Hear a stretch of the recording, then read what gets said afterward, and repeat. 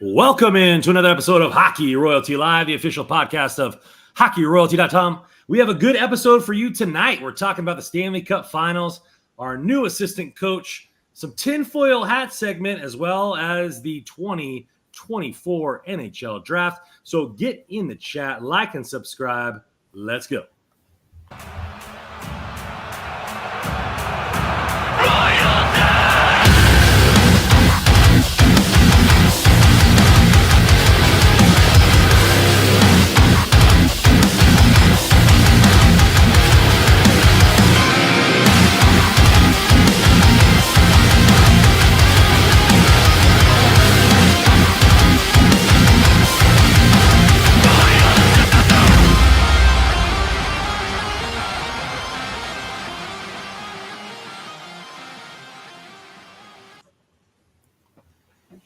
What's going on, boys? I don't know about you. Every time I watch that video, it makes me more eager to hoist more cups. That feeling of Jazz Hands, Martinez, and Brownie for the first time. We need more cups raised in LA. I'll tell you that. Yeah, that's why I love seeing these like intro and hype videos they make at the Stanley Cup Final, and you always see Dustin Brown hoisting. Love it every time. CJ coming in here with a good evening, everybody, and Jeff coming in here. It's official. Loving the new intro, man. Thank you. That intro is brought to you by Azera. Their new album's out now anywhere music is sold. So, guys, got a good episode coming in here. We got a little diversity in what we're going to be talking about. But before we jump in that, how are you guys doing? I mean, obviously your two teams battled it out this last weekend, New York and LA. So how we feeling? I'm feeling pretty good. Disappointed. It was a good series. It was a good. It was a really good series, though. Yeah, for sure. That's a legit where you just tip your cap, right? That was a good series.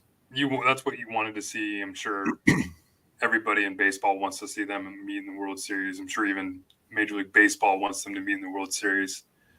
I mean, the amount of fanfare and publicity that series would get would just be insane. But they're clear, in my opinion. I think they're two best teams right now, at least on paper. So why not? I don't know what I'm more disappointed about, that or can we just take a quick second here and crap all over the Washington Capitals organization, please? I am pissed about losing Cap Friendly. I'm going to be honest. For the work that they do, I mean, it's been instrumental. It's like it just sucks. It just sucks that this is what we're dealing with right now. Well, Joe, you should really blame the NHL, probably. But yeah, I mean, it's so funny because you see that news come down, and your first thought is, "Shit, this sucks." Yeah, this is terrible. But then you think like, man, this is great for them. Like they deserve everything that they're getting and whatever they're being bought or whatever's going on there. So outstanding for the Cap Friendly. Whoever created, I don't know the name, but I mean, think about how you feel, Joe. Like, think about how like some other NHL teams probably feel that were probably utilizing it just as much as we were. And now, I know there's puckpedia.com is out there. They do great work too. Yep. So they'll be a nice, I don't want to say fallback option, but it's essentially what they've become because Cap Friendly was so spearheaded in terms of this having this transparency as far as contracts and everything like that. But yeah, it sucks. Cap Friendly, did this not start with Cap Geek? Do you remember that? That sounds familiar.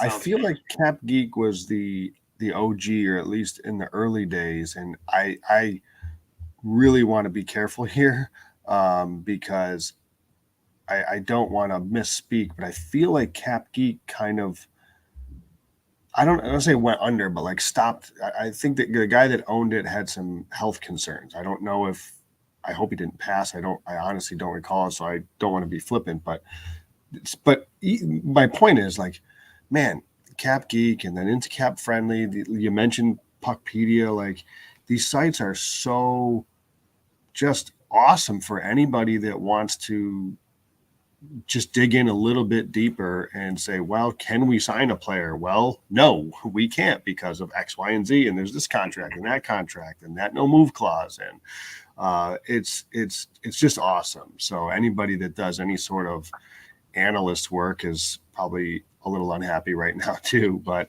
I don't know. It just as I'm pulling up Cap Friendly for our next topic. Right? See, exactly. Exactly. Yeah. So, Is it just spiteful? Is it just spiteful for the Capitals? Like, is that all they're buying this for, or what? Well, I think it's a tool. Listen, I don't know. There's clearly it's used enough by NHL teams that they see value in making sure that they're the only one that has it. And it's probably not only that, but I'm sure there's some sort of technology behind it that maybe they're getting access to or whatever. I mean, that's above my knowledge, but yeah, I mean, I would imagine it's them just saying, well, we can't be the only one using this. Let's just buy the damn thing. And now nobody can use it. But they're the ones that I guess in maybe the short term have some sort of, I don't want to say competitive edge, but they've got some sort of inside track on things that, again, whether it's the actual data itself that's there, or also there's a technology behind it too that maybe they're able to utilize. Interesting. It's interesting. For me, it's just like okay, where do I go to see how much this guy makes and what's the contract? And you have that in every other sport, pretty easily. I think football, there's 2 of them. So, we'll see if maybe another upcoming competitor will take it up, or if it's just going to be Puckpedia. And when is it July 1st? I think that's what they set up. I mean, if that's the case, that is a load of shit. Right on free agency, you're going to pull this stuff. I hope the Capitals. Oh my God, I hope they never make the playoffs again. Joe's got a new least favorite team in the NHL. I do. He's hated the Capitals for years, I'm sure. And just a couple recently. Yeah, I'm done with them. Now I'm officially done with them. That's funny. How you doing, Rando? I'm doing pretty good. Got my dad flying in tomorrow. We're doing a little Father's Day weekend this weekend. So happy Father's Day weekend to all your fathers out there. And so, I think my brothers are going to take him shooting. We're going to definitely go to some barbecue, some birria tacos, that kind of stuff. And he's happy-go-lucky. He just wants to spend time with his sons. And so we'll probably just do a lot of nothings, considering it's going to be high 90s with humidity, probably the majority of the time that he's here. So I had to move some things around. We got a haircut in the morning, then go pick him up from the airport. So it should be a fun weekend, though. There we go. Nice. Yeah. All right, well, let's get into it right here. We ended last show with the Stanley Cup Final. We're going to start this one 2 games down the drain. And the best thing to come from the 2-0 lead by the Florida Panthers is the grenade I dropped on Twitter for all those Edmonton fans, saying that they shouldn't blame their – What?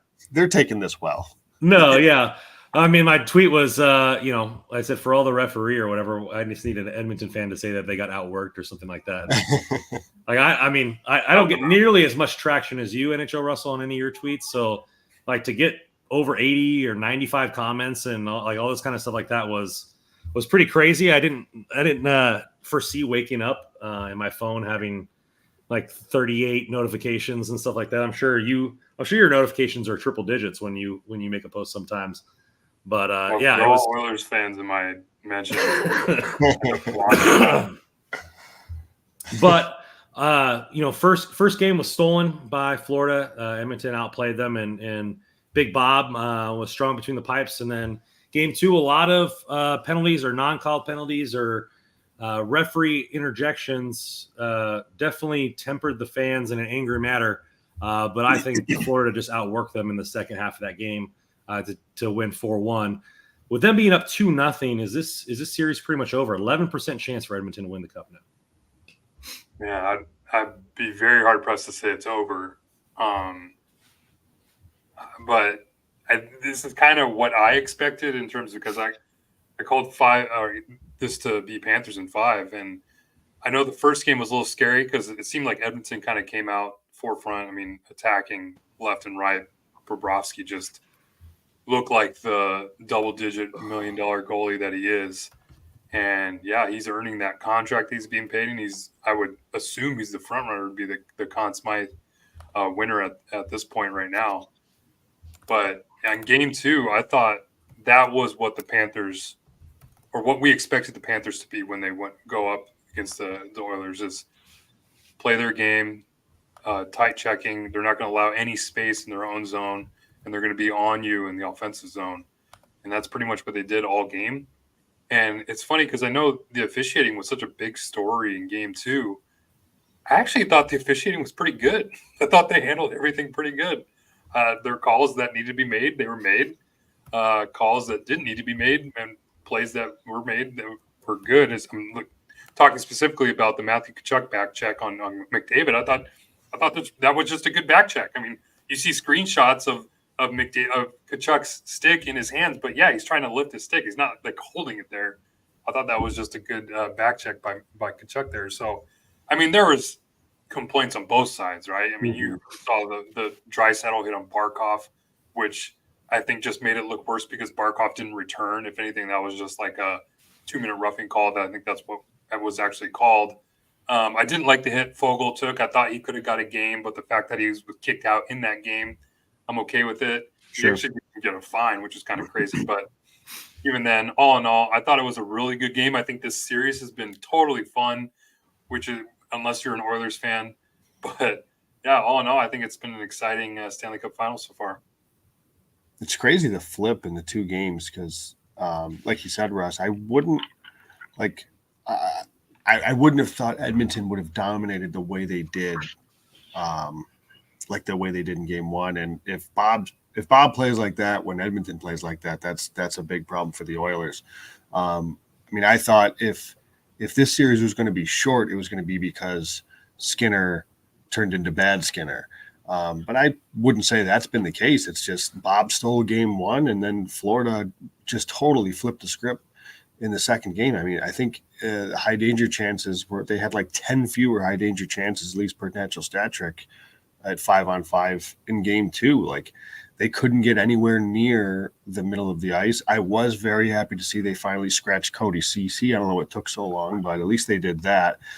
To your question, Brandon, no, the series isn't over. You know, I have no. I mean, we've seen teams come back from 2-0 plenty of times before. It's happened in this playoff, so I'm not. So in the wonderful world, in the wonderful words of was it Ace Ventura? It's Dumb and Dumber. I messed that up, but you're telling me there's a chance. There is a chance. Absolutely, there's a chance now, and not a good chance, but there's a chance. It's going back to Edmonton, and they got to find a game. They got to find one. So we'll see what happens back in Edmonton. But yeah, I'm certainly not counting them out. I don't see why people would do that. I mean, I remember when they were down 2-1 to Dallas, the conversation was, well, there's no way they're going to beat Dallas 3 out of 4. They beat them 3 out of 3. So, like, of course, this is not over right now. But the whining about the fish, you guys know how I hate that, because we're probably all in various group chats with Kings fans, and it's nonstop with every fan base. Let's just be honest. Let's call it what it is. I know the banter on Twitter can be fun, but every fan base, especially the deeper you go in playoffs, because the emotion is high, the pressure is higher, so you are clinging on every freaking call. Every fan base acts the exact same way, and it is so annoying. So annoying. To me, I don't blame Edmonton fans either, because, like, how long has it been since you won a cup?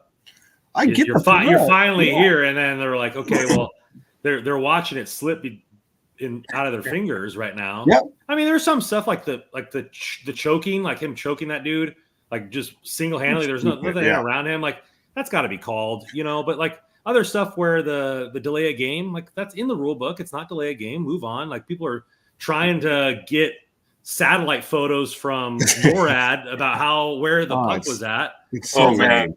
The slow motion videos I've seen that break down like tiny slashes that should be called, and I'm like, dude, like, this is so lame. And it's like I'm kind of with Brandon, where, like, I don't blame him, because, like, if you're an Oilers fan, like, the power play is your bread and butter, so you're hoping to get calls left and right just to try to get that power play out there.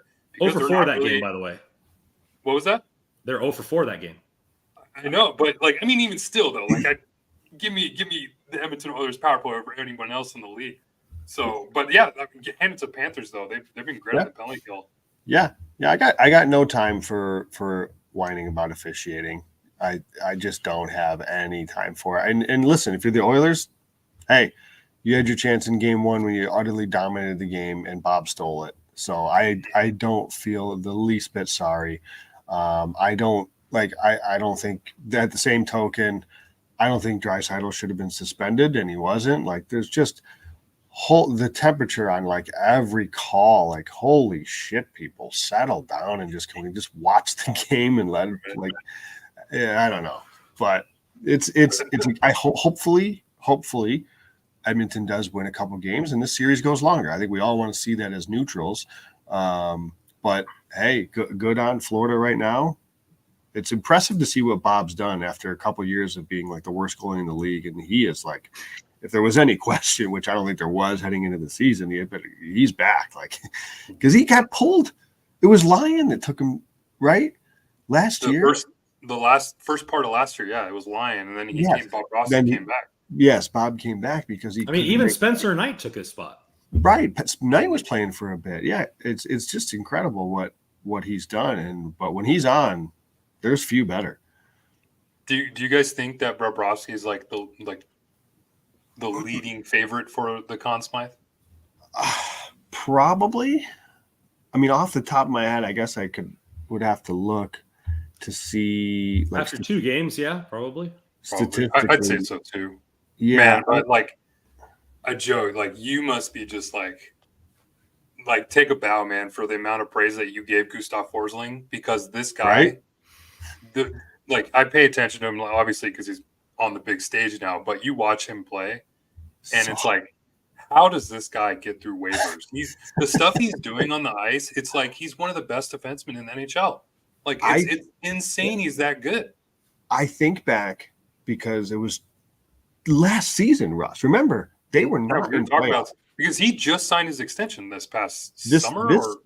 So he just signed his extension mid-summertime during the season of this one. But the prior year, so the year the Kings acquired Gavrikov, one of my targets was Forsling because I was like, I don't know if Florida's going to sell, but if they fall out of this race and they look to sell, they were like an 8 seed. They were kind of at the. They were, and like if they fell out, they had like every defenseman I feel like was a free agent or something along those lines, where there was like, could they look to make a move? And I think back to that now all the time, because I'm like, man, what if they just slipped out of playoffs? Would he have been somebody on the market? Because man, he's so good. And the perfect example, Russ, of he's so good with the puck. He's so good at distributing the puck, so good at getting out of his own zone, yet he's awesome defensively.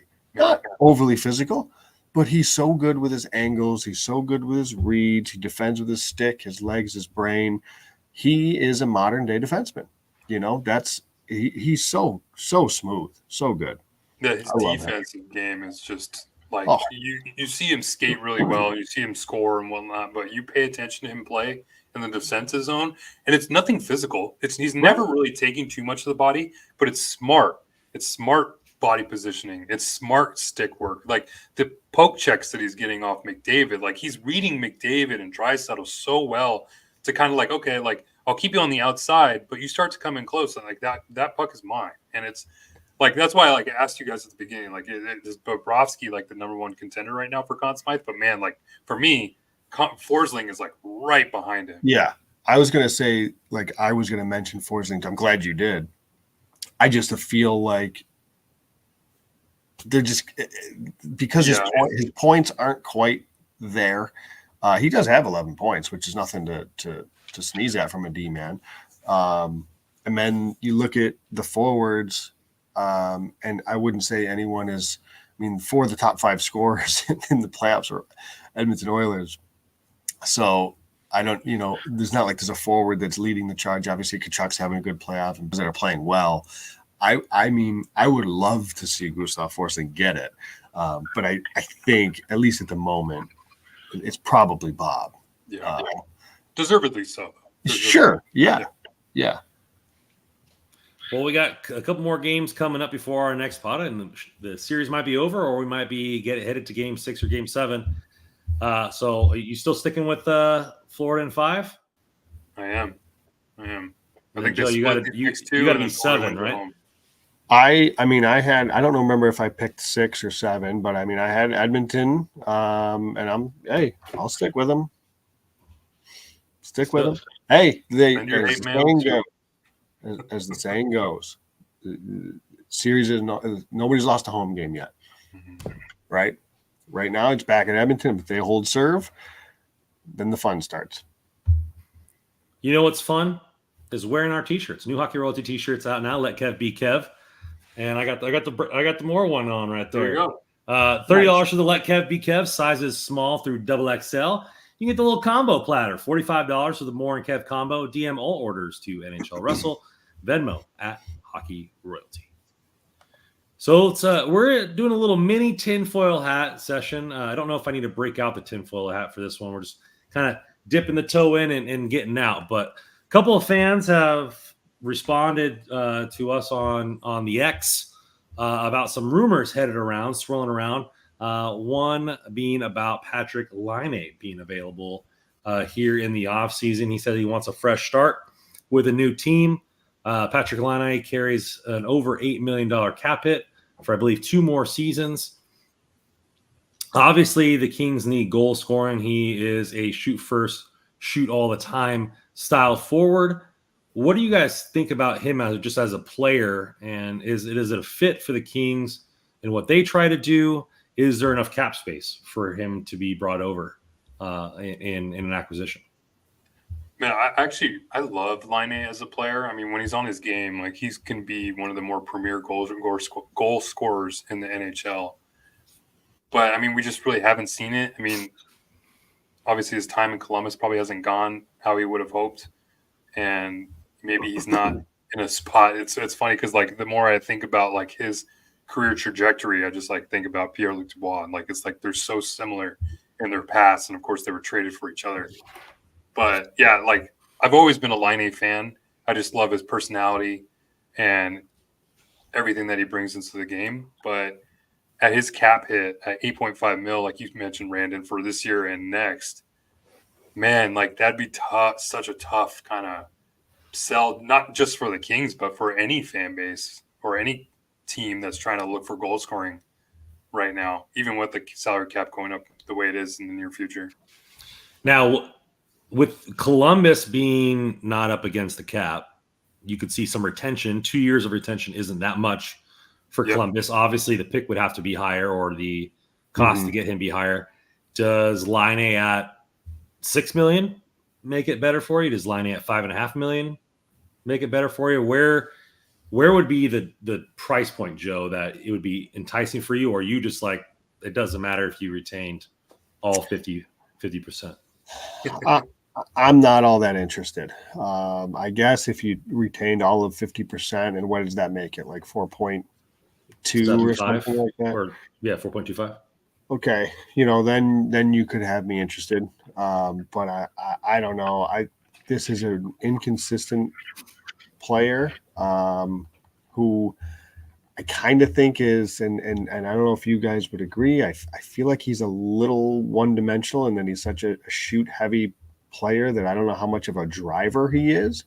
Now, you could probably make the case that, if you're talking about finding somebody with a high-end shot that can finish, a righty that could play with Dubois to, as we've talked about how Dubois has been really good at slot passes and creating scoring chances, that, okay, maybe you see a match there, but I also don't know the likelihood and how much he finds his way, Laine that is, into the high danger areas. I feel like I could be off on this, I've not studied Patrick Laine's career per se, but I feel like a lot of his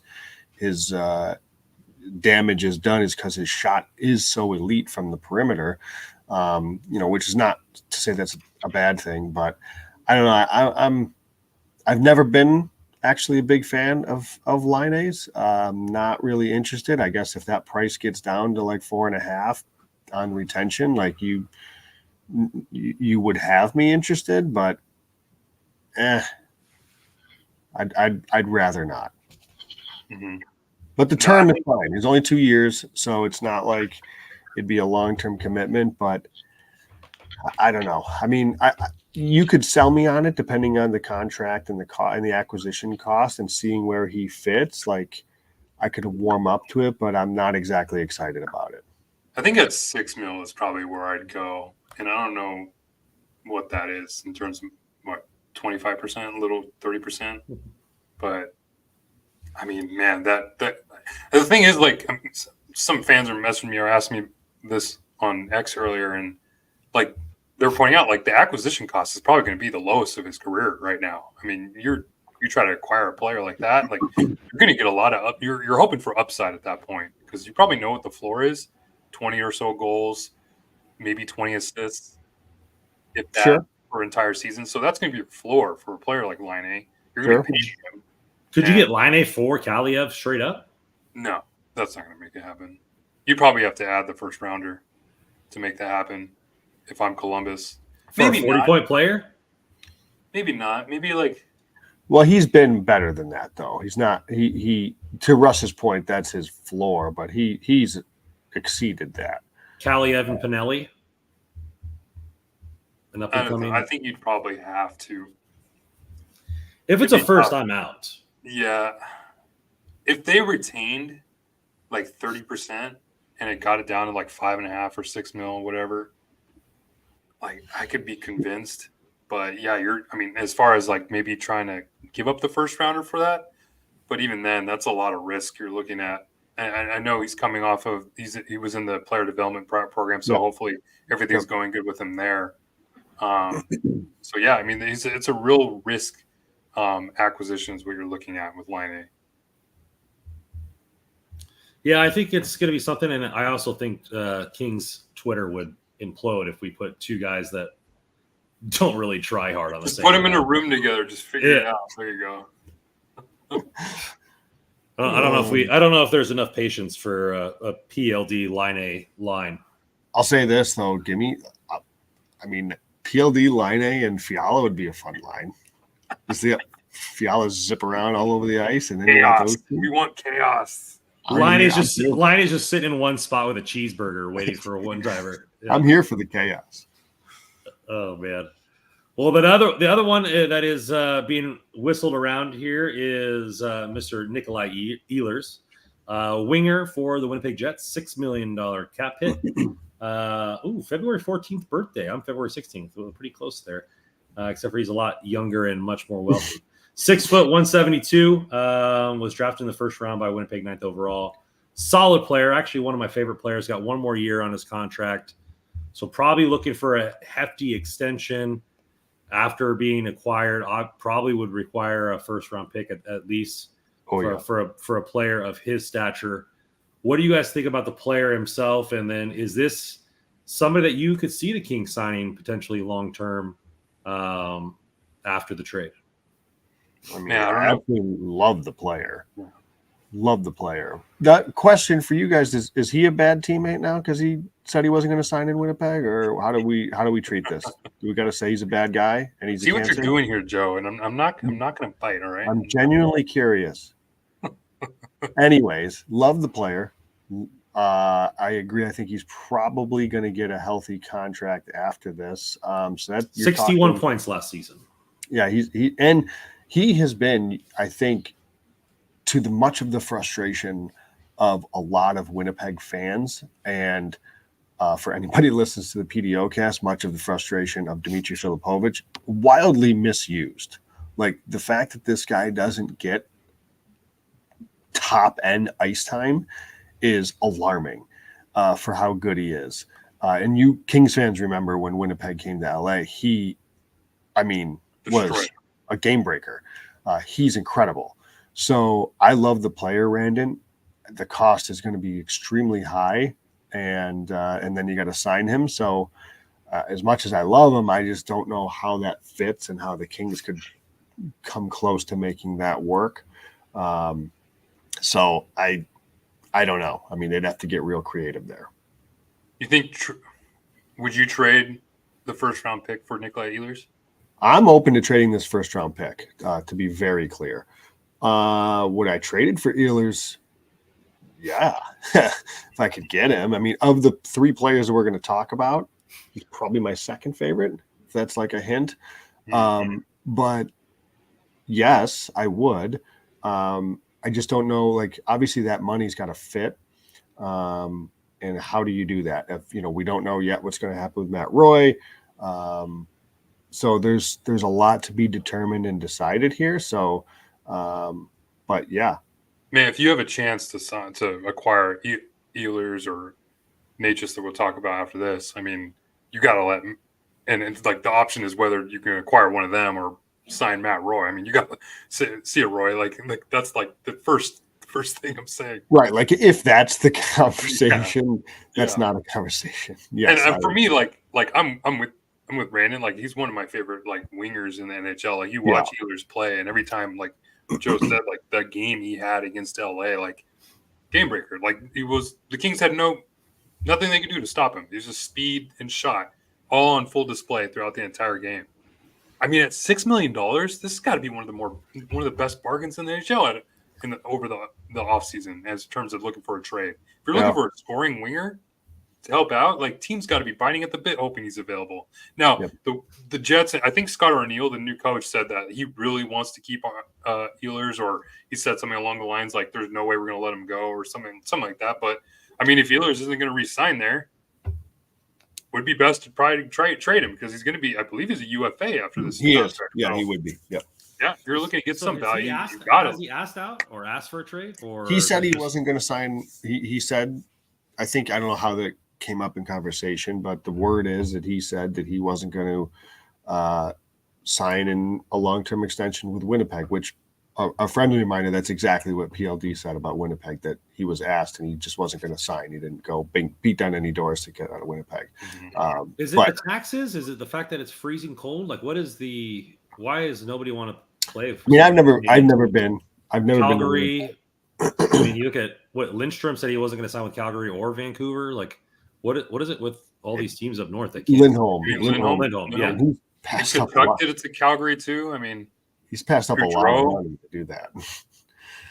Lindholm, by the way, I'll be interested to see if he regrets that, depending on what he gets. But yeah, like I don't know, Brandon. I've never been to Winnipeg. I mean, obviously they say it's freezing and it's kind of not a whole lot to do there. I don't know.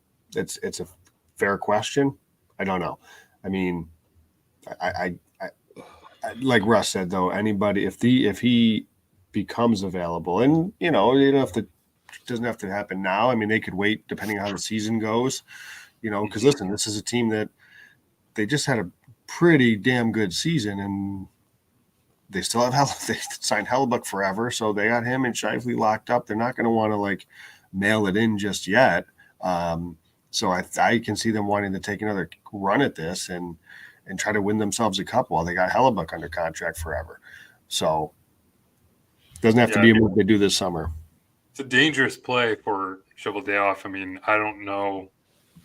I mean, yeah, you lose Ehlers. I mean, that's going to be a tough sell for the fan base when all the news coming out of Winnipeg at the beginning of the year was all the question marks about this fans coming to the games and what like that. And you lose a player like Ehlers and trade him away, unless you get some great return, which you're looking for probably established NHL talent to fill that team. You're probably looking at a PLD type of trade, right? Yeah. Ehlers has a modified no trade clause too.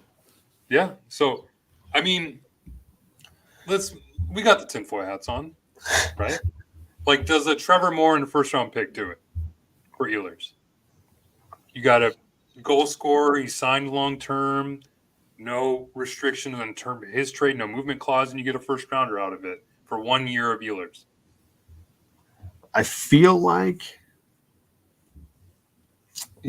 I mean, I feel like they would probably want.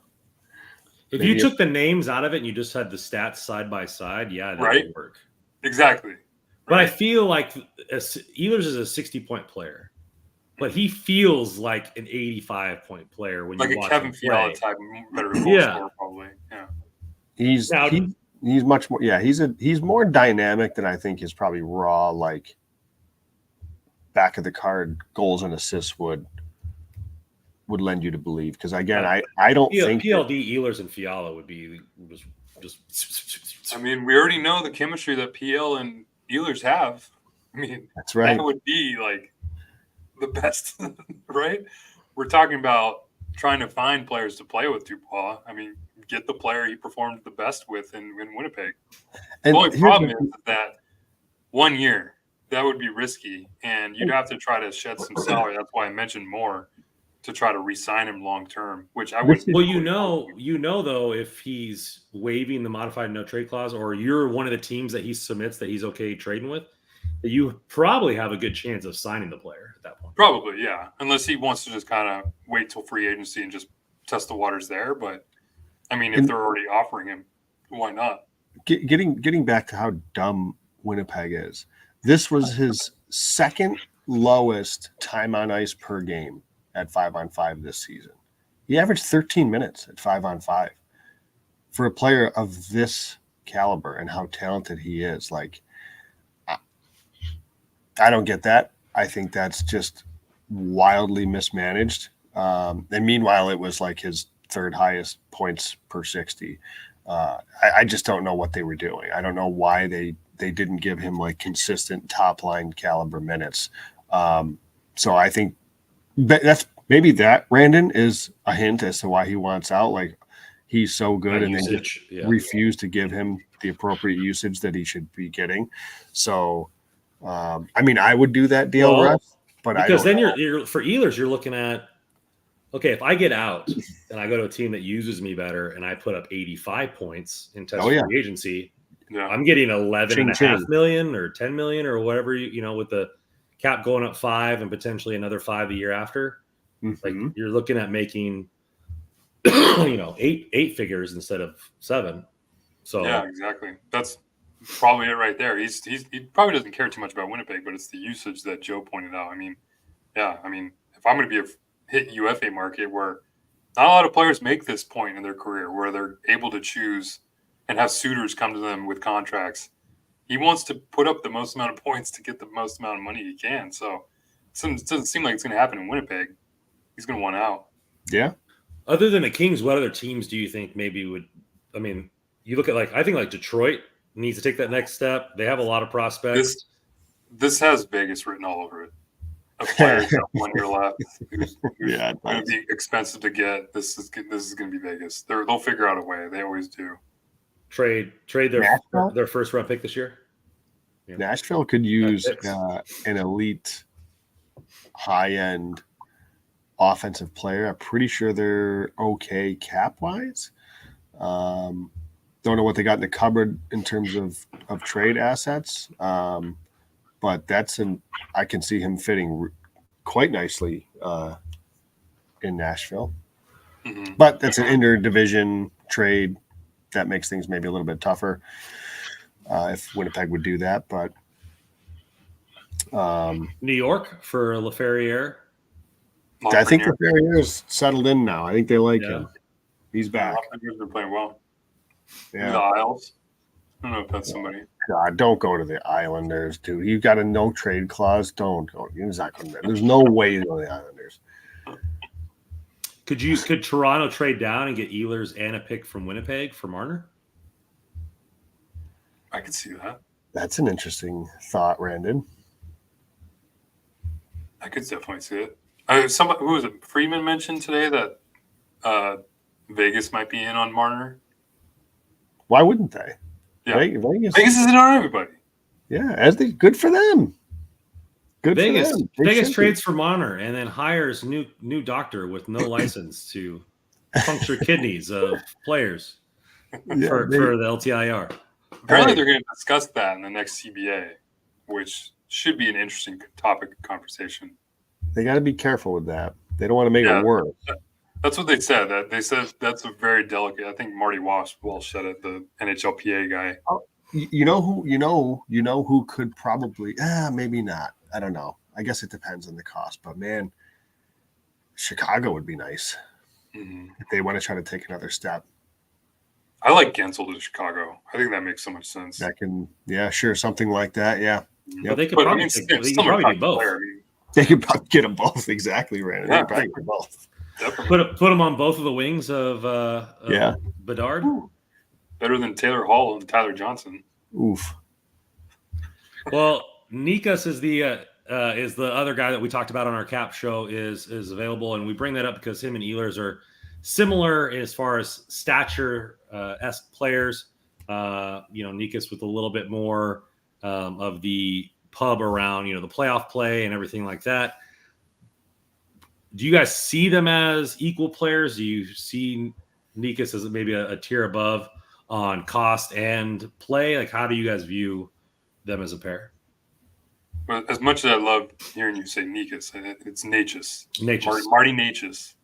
But yeah, like with all this, with all the draft content and everything like that, I can't pronounce anything. I love it, Randy. You're good. No, I love Marty Natchez. Big kid. How big is he, Joe? I don't have the. You might. Natchez? Yeah. He's like, I think he's 6'2". Okay, 6'2". He's not like a giant, but he's he's a good size. Big. I feel like he plays bigger than what he is, but I loved how he played in 6'2", 190. Okay. Yeah. I was a little disappointed in his playoff performance. Maybe Carolina Hurricanes fans were as well. Maybe that's kind of why he's moved. Thought he was great at the World Championships when he got sent over there after the season was over. But he's going to be expensive. And how old is he now? 22, 23? I think he's 25. Oh, he's 25. Mm-hmm. Okay. That's a tough one. But he's an RFA, right? So I don't know. I haven't looked at like Evolving Hockey, Russ. But this is my favorite of the three. He's so damn good.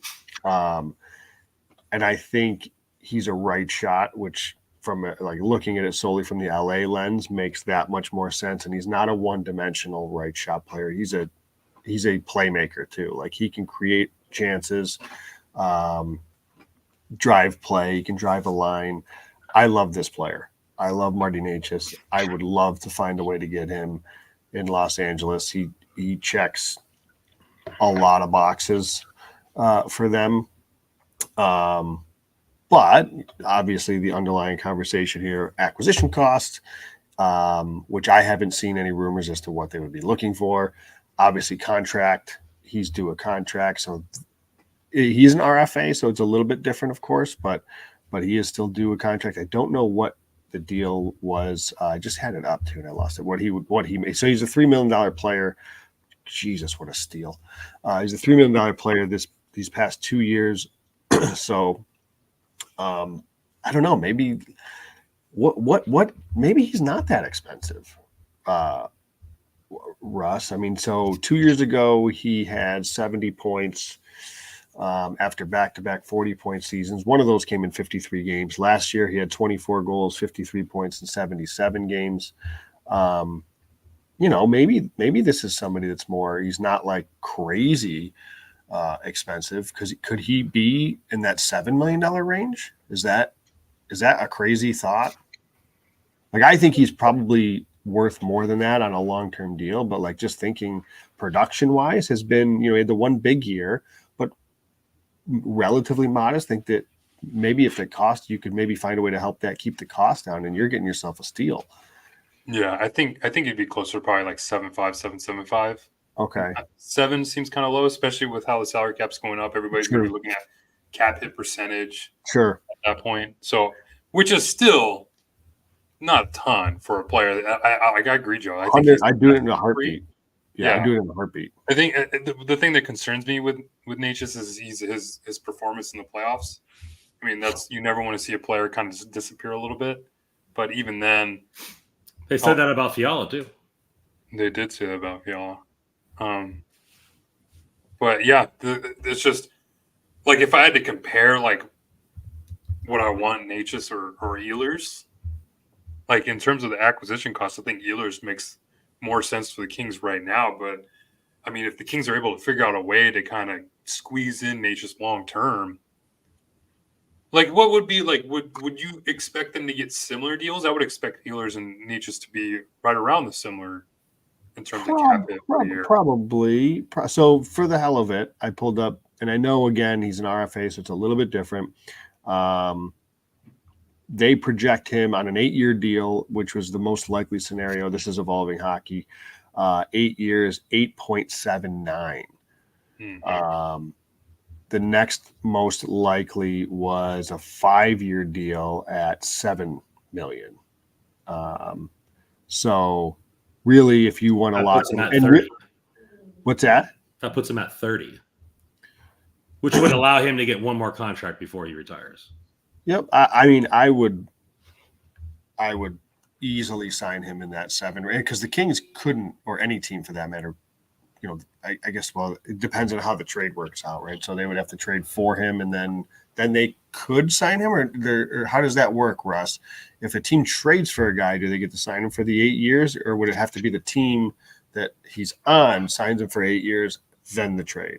Yeah, I think that's how it works. They sign him first, and then he gets traded. Okay. I'm pretty sure that's how it worked with Pierre Dubois. Yeah, but I love the player. And again, a right shot, immediate right shot, top 6 winger.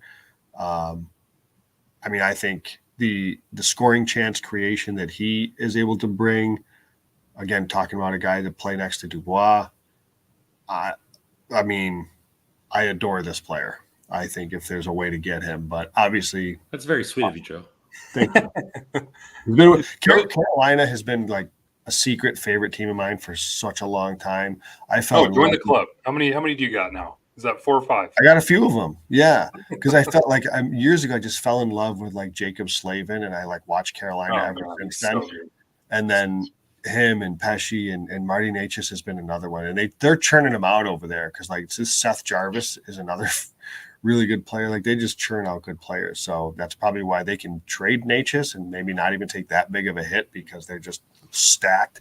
So yeah, I love it. Now, Carolina want what would the futures? What would it come? It wouldn't be futures. It would have to be another Trevor Moore or that's a money player plus. Trevor Moore is the player that would have to be involved in one of these deals because you'd have to figure out a way to move out cap, unless you can figure out a way to trade the Gavrikov, which I know Joe's already thinking that it's going through his head. But that would be that Moore would be the only player that would probably be able to be moved because he's the only one without a no movement clause. Yeah. He's signed long term, 4-2 or something like that. Yeah. I think that's the plan. Listen, everybody knows how much we and I especially love Trevor Moore in the show, but if you're talking about a player the caliber of Ehlers or Necas, it's a no-brainer for me. Also, the Kings, like, I guess it's more of an overall, whatever point, like, the Kings need to get a little younger too. I feel like they have a lot of guys like approaching their 30s, their 30-year mark. I would like to see them not necessarily like sell everybody, obviously, but like if they're able to get younger and still kind of have a little bit of talent, like Trevor Moore would probably be the just point to him out. He's 29. Yeah, he's 29. Well, so I mean, Roy to Clark's going to help with that. What was that? The age difference from Roy to Clark is going to help with that. There you go. So there's one. I mean, but up front, you have a lot of, I don't want to say aging veterans, but they're kind of getting there. High 20s. Yeah. Fiala's 27, Kempe's 27, Moore's 29. And it's not like you have like a winning core here right now. It's not like people you need to hang on to. Like, I mean, you could still try to figure out hockey trades here, right? Now, again, and maybe this makes sense because if Carolina is going to lose Necas and they're going to lose Jake Gensel, they need an NHL winger in return. Does Trevor Moore appeal to them? Perhaps. I don't know. A trade like this is pretty tricky. Just because we haven't the slightest idea sitting in the GM seat, like what Carolina is actually looking for. Because I think Carolina's not rebuilding here. They're gonna look to take another run. So they're not going to just sell him for the sake of it. So kind of with you, Randon, or I don't know, Russ, whoever mentioned Trevor Moore, I think Moore probably has to be in this deal. I don't know if Kaliev fits for them, if he's a type of player that could go into that mix. But again, first round pick, and I know in a bit here we'll start to pivot and talk about some players, but all this to say is if the Kings are able to maneuver things, whether that's, Roy, if they decide he's not coming back, whether Gavrikov is moved out to save a few bucks, whether Moore is involved in this deal, you're talking about getting a significant, impactful player like a couple that we've talked about. Whew, that's tough to turn down if they want to win a cup. They want to win a cup with Kopitar and Doughty. That's what they want to do. That's the only way I'm selling this first round pick is if you're getting a player you can sign long term. Because if Bosevert or Nygaard or Greentree or whoever we're going to talk about turns to be an HS, you already signed him for 8 years. Like you already got the return on investment. And you look at another Kings podcast that just had Yannetti on Mayor's Manor. They were saying like good drafts are 2 players out of that draft that play 100 games, 2 or 3. And so to have already take that volatility out of it and have a player that is 100%, like trading a first for Gavrikov and Korpisalo and only being able to guarantee sign one for maybe a year or 2 years.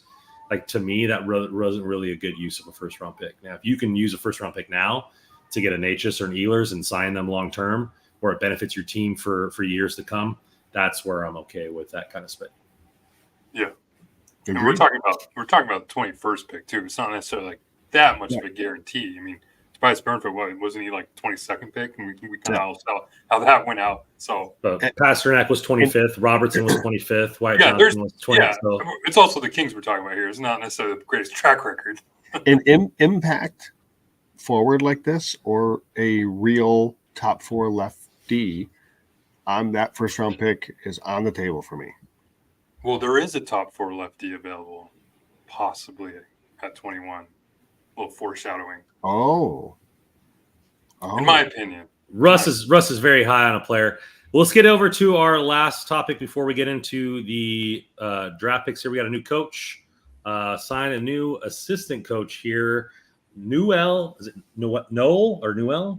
Brown, former assistant coach for the Ducks, joins the team here, has had many NHL jobs as an assistant.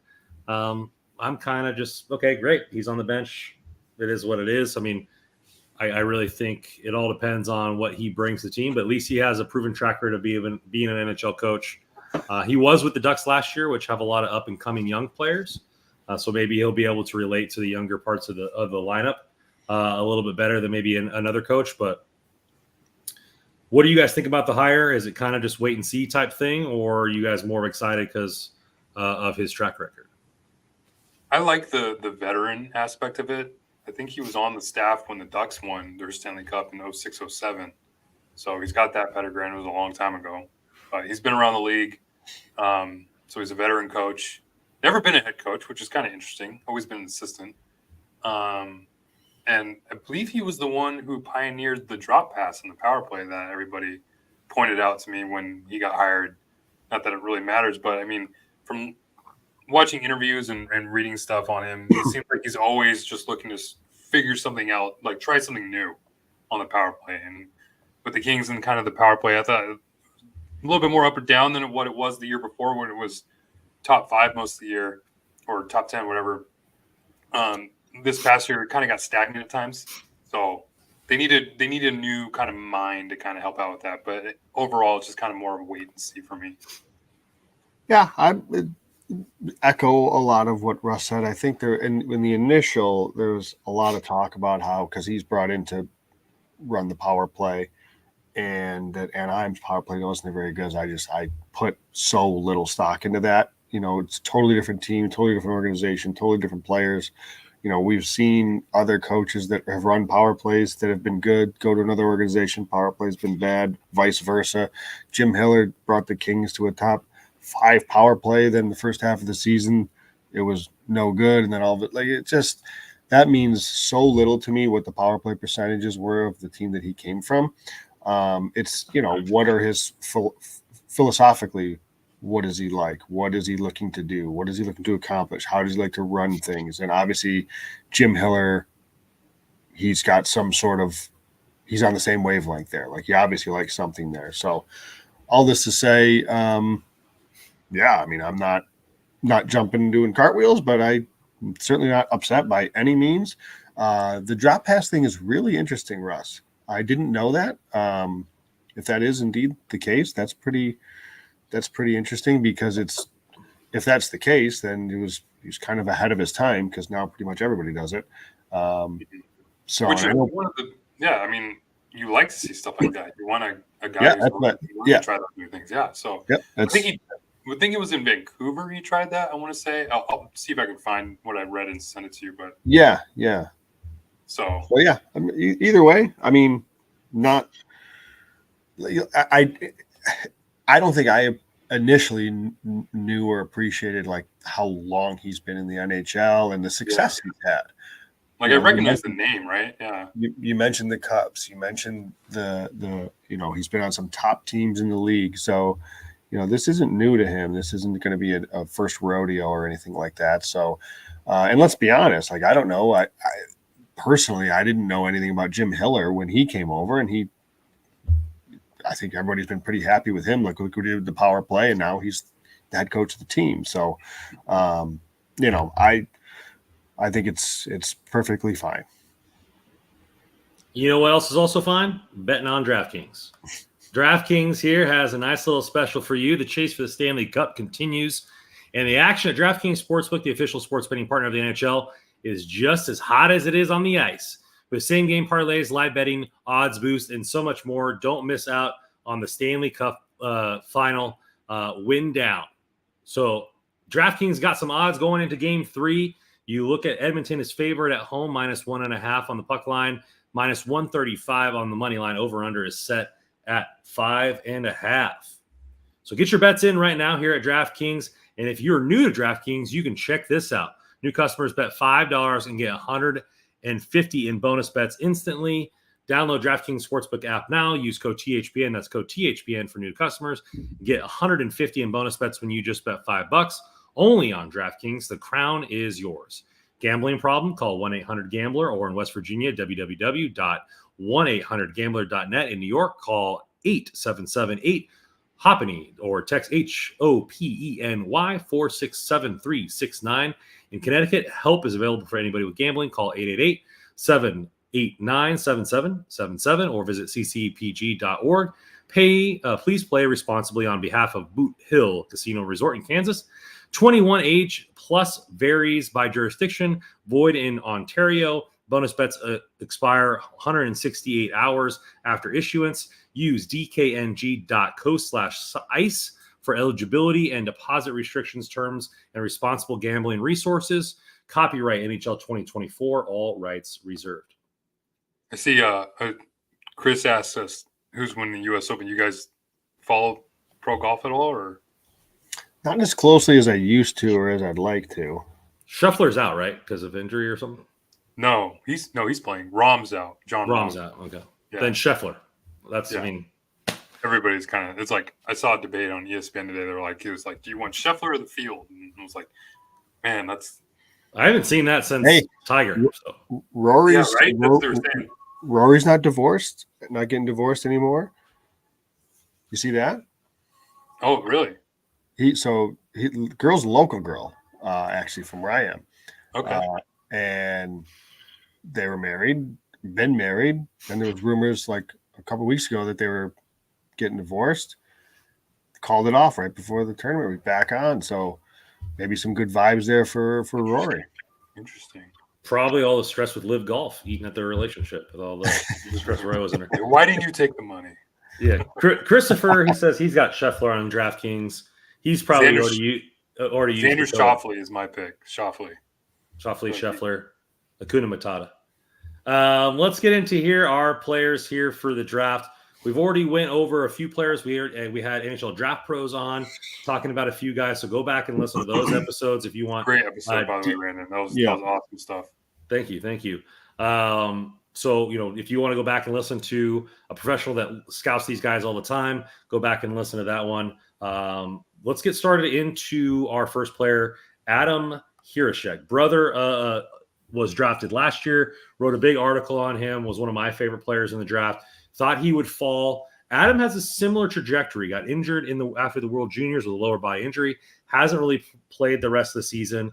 But he's 6'2", 170. Obviously, plenty of room to add some weight into that frame. Plays over there in the Czech Republic for HC. I don't know how you pronounce that, Pilsen. But this year, really only 1 point in 19 games. But had a very good World Juniors. What did you guys see from his game? Right shot D there. The D's been kind of depleted in the prospect pool area. What are they getting from Adam? Man, I think the thing that sticks out for me most about Adam is, his family tree. His brother's really good, so there's that, which hopefully you can kind of get that same kind of quality there. But another thing that kind of stuck out too, I mean, he was right alongside Jacob Dvorak, playing, I think, on the same pair at the Hinlich-Gretzky tournament last year, and they were noted as two of the best players for Czechia at that tournament. So if you're kind of looking for a little continuity, I see it. But I feel like this kind of points to a more of like a larger topic conversation of draft need versus best available. Because right now, if I'm the Kings, I'm staying away from a right shot defenseman at 21, like staying far away. There's no need for that with Brant Clark and Jordan Spence, both players 22 years of age or younger. Spence could be 23. I'm not sure, but if you have those two players as who should be around long term, pointing more at Spence, you have those two players already in your top four on the right side. I don't know. I don't really see a need to take a first rounder for a right shot defenseman. Could be wrong. That's just my opinion, but we'll see. How about you, Joe? I don't really. Yeah, I mean, this guy's 2 years, 3 years out. The roster can look completely different. Need on the LA Kings could be completely different 2 years from now. I think you have to take the best player available. And my thing for him is the biggest thing is the injury fall.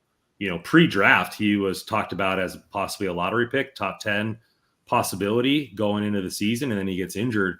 So are you getting a top 10 type talent at 21? Are you taking that risk? I mean, there's another guy we're going to be talking about that's falling for another reason, but are you getting that type of player? Because I kind of think you are, and I'll go over my kind of tape here after Joe talks, but I think his injury factor, him being a right shot D, doesn't scare me. I agree with that part. I'm not afraid of the right shot D,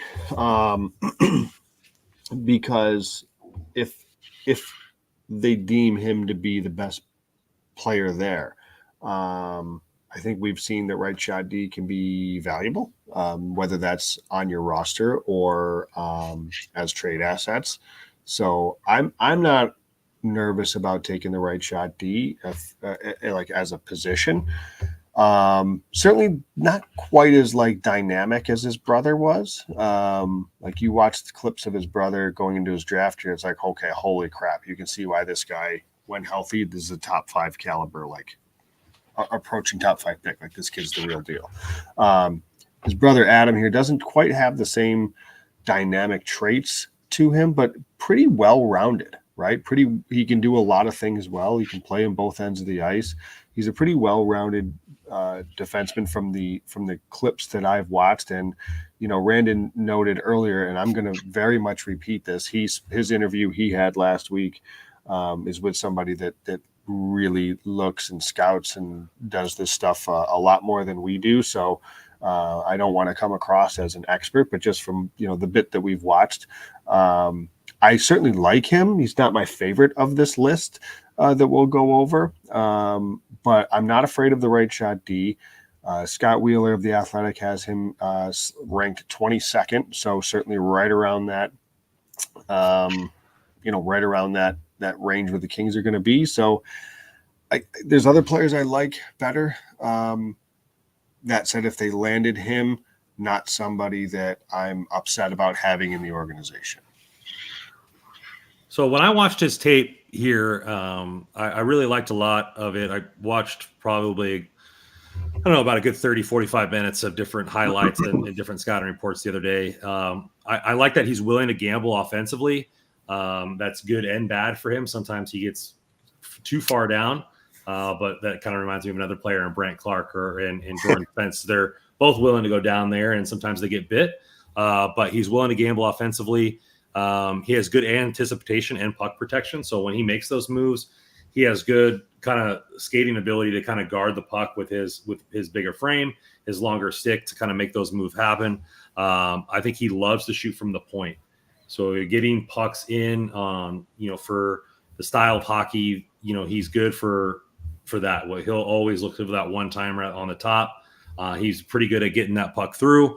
And then good stick handling for a guy his size. I think he has very good skills with the puck. I would just say it's like he's almost like his brother, just a lighter version. Like not Sure. as consistent version. He has a lot of the same skill sets. He doesn't consistently pull them off in that way. He's good pressure. He's good with pressure from behind the net. So there was a couple of clips I saw with the offense collapsing in on him. He was able to shield the offensive forward away and make the outlet pass seamless. He tries to defend for the offensive chance. He tries to defend for the offensive chance, meaning he's looking for that home run pass, but he's willing to settle for if there's nobody clear in front of the net or nobody down the ice. He's willing to settle for the easy pass. He has good gap closure with his stick and his skates. I thought there was a lot of times where he didn't try to defend with physicality. He tried to defend with his brain and his feet. So we talk about that a lot, as using your skill set to defend. I thought he did a good job at that. What I think where he needs to work on, he's not an elite skater as far as in all directions. Side to side, he's pretty good. He skates backwards okay. He's got some decent speed. It's just he's able to hold his own. But you see he's 170 pounds. If he puts on some weight in the lower half, will his skating get more consistent? Will he get more powerful strides? That's only to be determined. And consistency. I think consistency and risk management. Oftentimes, though, when you're looking at all these players that we're going to be talking about, they're one of, if not the best player on the team. So they're able to take riskier plays knowing that most of the time they're playing against weaker opponents. So obviously when you get up into size or strength of competition, is that still going to work? So I think his consistency just needs work. And I think that he could be falling for injury and probably would be drafted around that 10-12 range if he wasn't injured. Anything else for you guys on Adam? No, I think that's a really good breakdown. All right, let's move it on. Next guy we got coming up is Liam Greentree. Liam Greentree plays in the OHL, right winger for the Windsor Spitfires, 6'2", 198, little hefty boy. This year, 90 points in 64 games, potted 36 goals and 54 assists. Played in the U18s for Team Canada, 4 points in 7 games there. Wore the captain's letter for a Spitfires team that really didn't have anybody else on that roster. So he was the guy to expected to compete every night, and he brought it. Joe, we'll start with you. What did you see from Liam Greentree, the pick that was NHL Pros pick at 21 for us? If he was from the bit I've watched, big body, bigger frame, like you said. To me, though, I was a little hesitant. He's a little at times clunky. It was the way how I would describe it with his skating. He's not the smoothest of skaters. It takes him a little bit to get going. When he does get going, I think he's fine. But he needs a little bit more time to do that. So there's something that I'm sure that he'll look to work on. Can shoot the puck though. I like he plays a hard game. He's a pretty well-rounded player. I kind of have this same feel for a few of these guys that we're going to talk about, like pretty well-rounded, maybe not great or elite at one particular thing. Maybe there's an area or two in their game that certainly needs work. Obviously, these are just kids, and this is not like a top 5 lottery pick. So that to say, like there's a project here, I would say, because he's got a body that you can build off of. And if his skating can get to another level, then maybe that's something that, can really help his game. I'm not going to say it's not like Arthur Kaliev. Remember when he was drafted, like his skating it's not to that level, I would say, but I'm not seeing like an overly dynamic player here in any one way. So I think Scott Wheeler has him ranked just inside the top 20. I'm sorry. He's got him at 18. So for whatever it's worth. And I mentioned a couple of shows ago, I'm a fan of Scott Wheeler. I think I tend to be in line with a lot of the way he scouts. So I like his rankings, and I'll reference them a lot. But a big body player, plays hard, can do some things well. Don't love the skating, but certainly somebody that has some tools in the shed. Yeah, I love the size. I mean, 6'2", 198 at his age. That's great already. 90 points in the OHL last season. I guess one thing you love about a player like this, and something that the Kings always seem to like, is that he's the captain. So, I mean, how many captains and assistant captains and alternate captains, whatever, have the Kings drafted in the past? I mean, it seems like every pick has been a captain or has wore a letter at some point.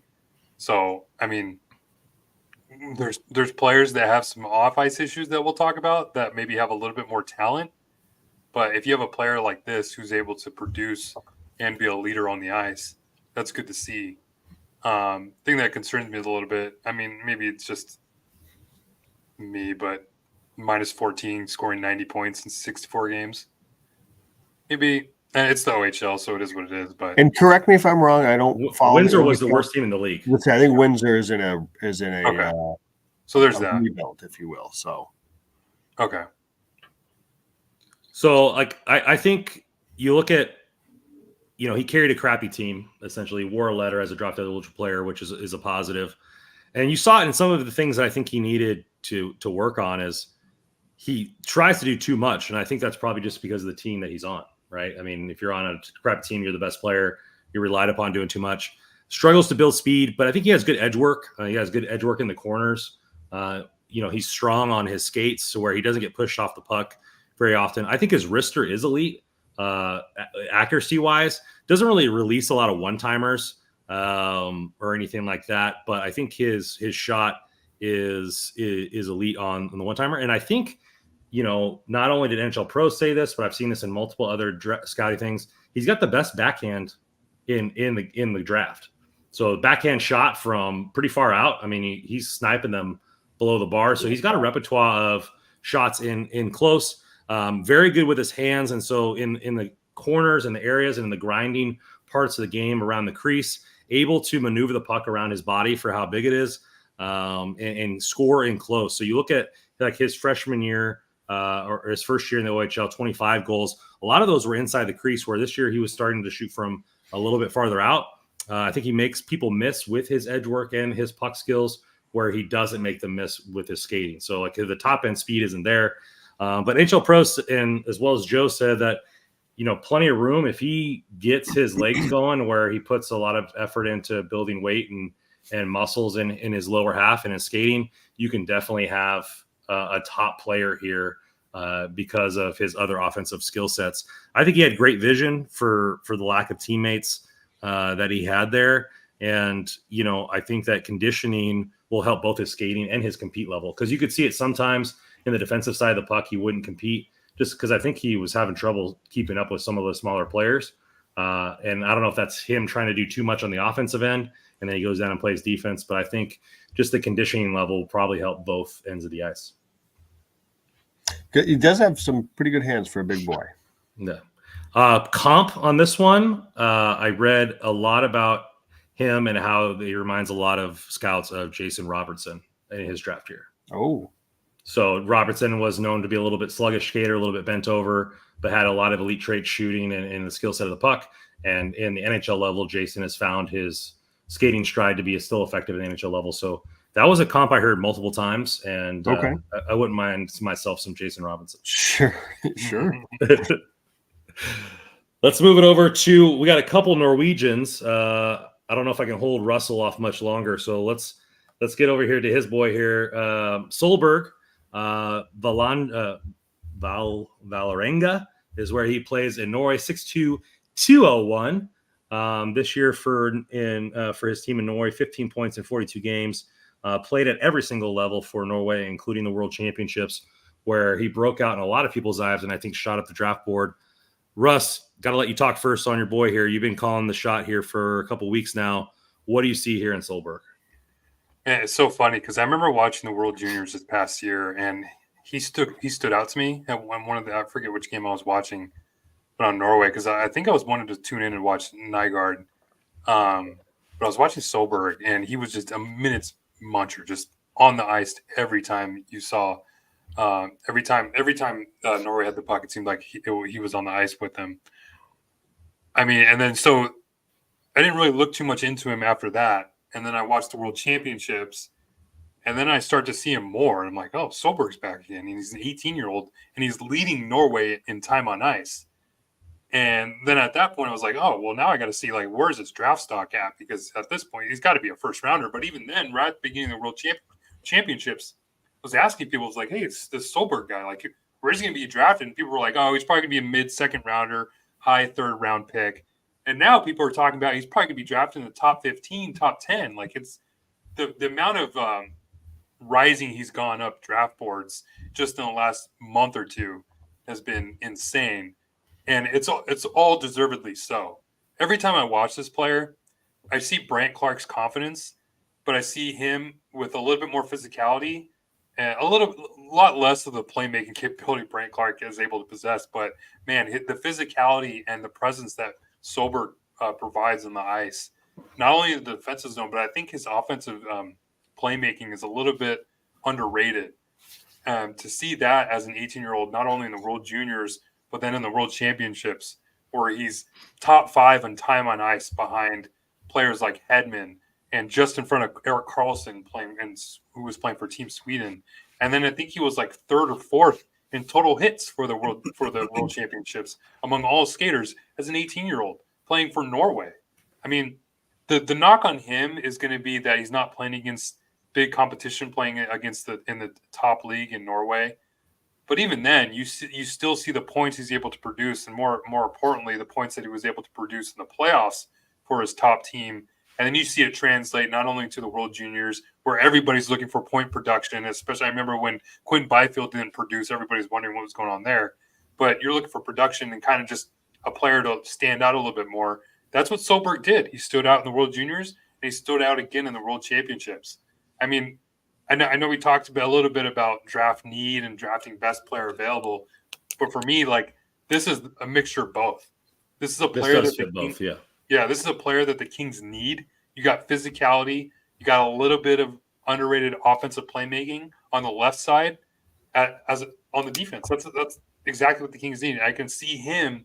I like, in my opinion, I think this could end up being one of the best defensemen in the draft, and I think that we're starting to see that take place a little bit more with how fast he's rising up the rankings at this point. Because I think at last I checked, Elite Prospects had him 21 or consolidated somewhere around there.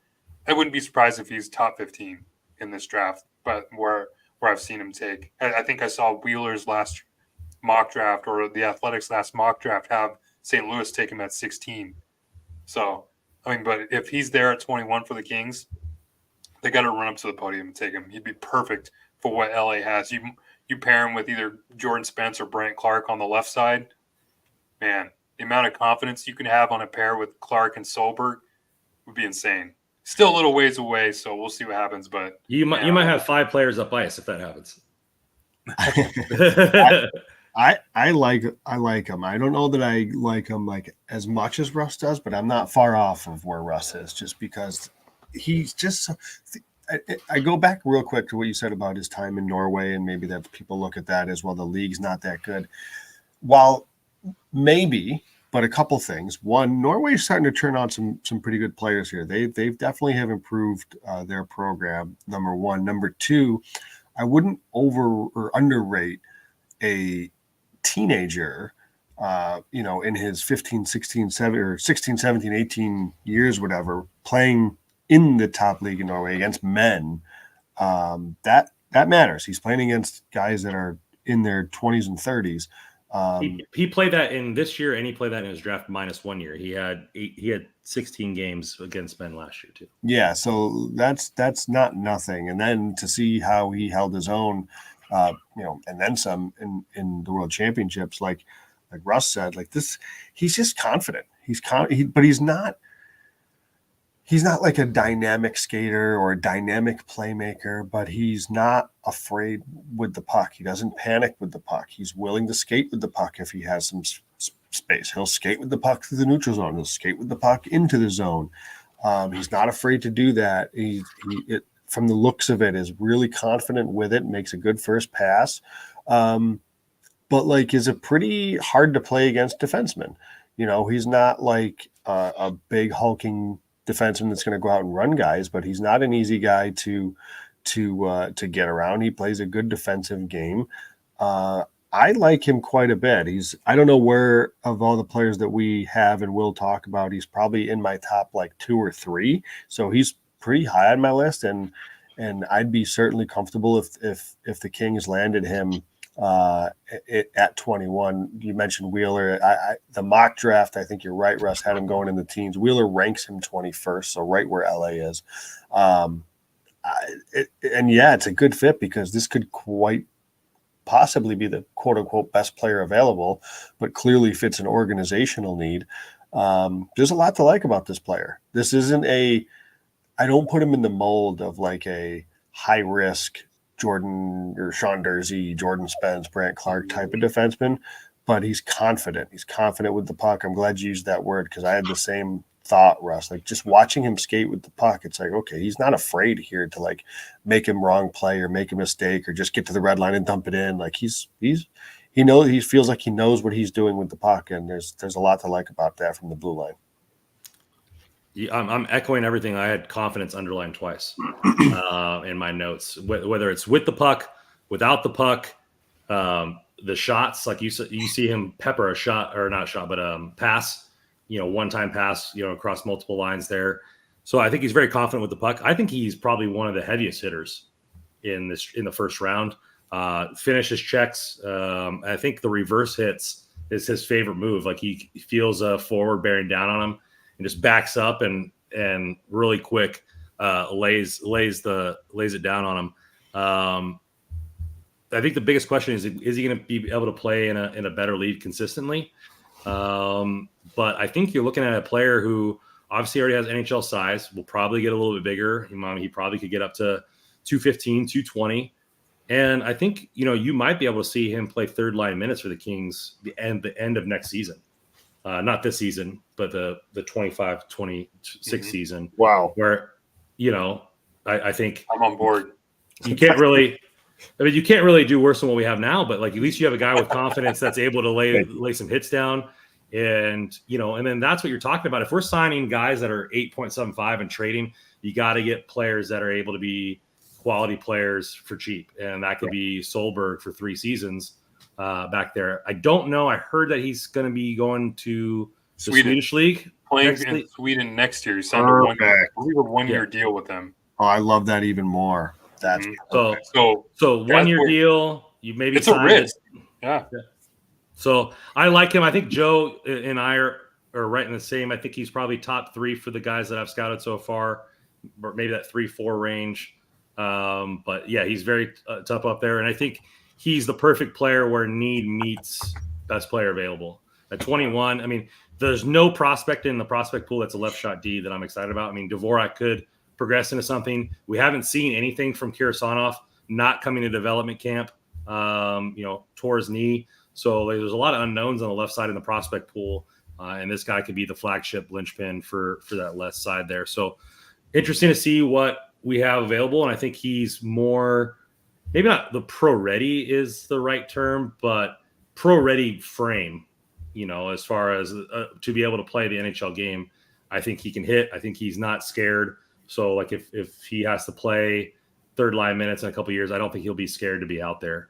And the difference of maybe him and a Bjornfoot is that he's not going to be relied upon to play first line minutes. He's going to be a guy that's going to be sheltered and play with a responsible player, probably Jordan Spence. Some might be a player that is responsible and still has some offense. So I really like what I see from him. I do think that they're probably going to get outbid, and he probably will go in the teens. But where.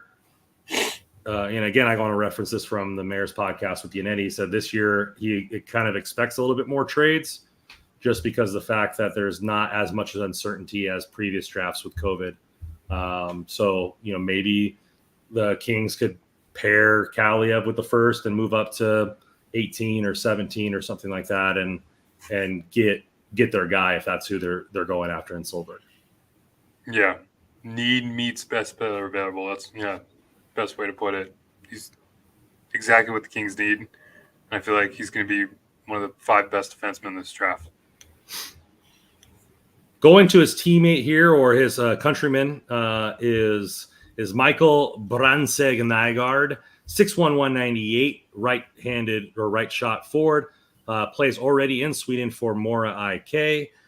This year for Hockey Allsvenskan, 18 points in 41 games, which is good for a draft-eligible player in a pro league. And so also played for Team Norway in all the different competitions this year in the U20s and in the World Championships. 5 points in 7 games.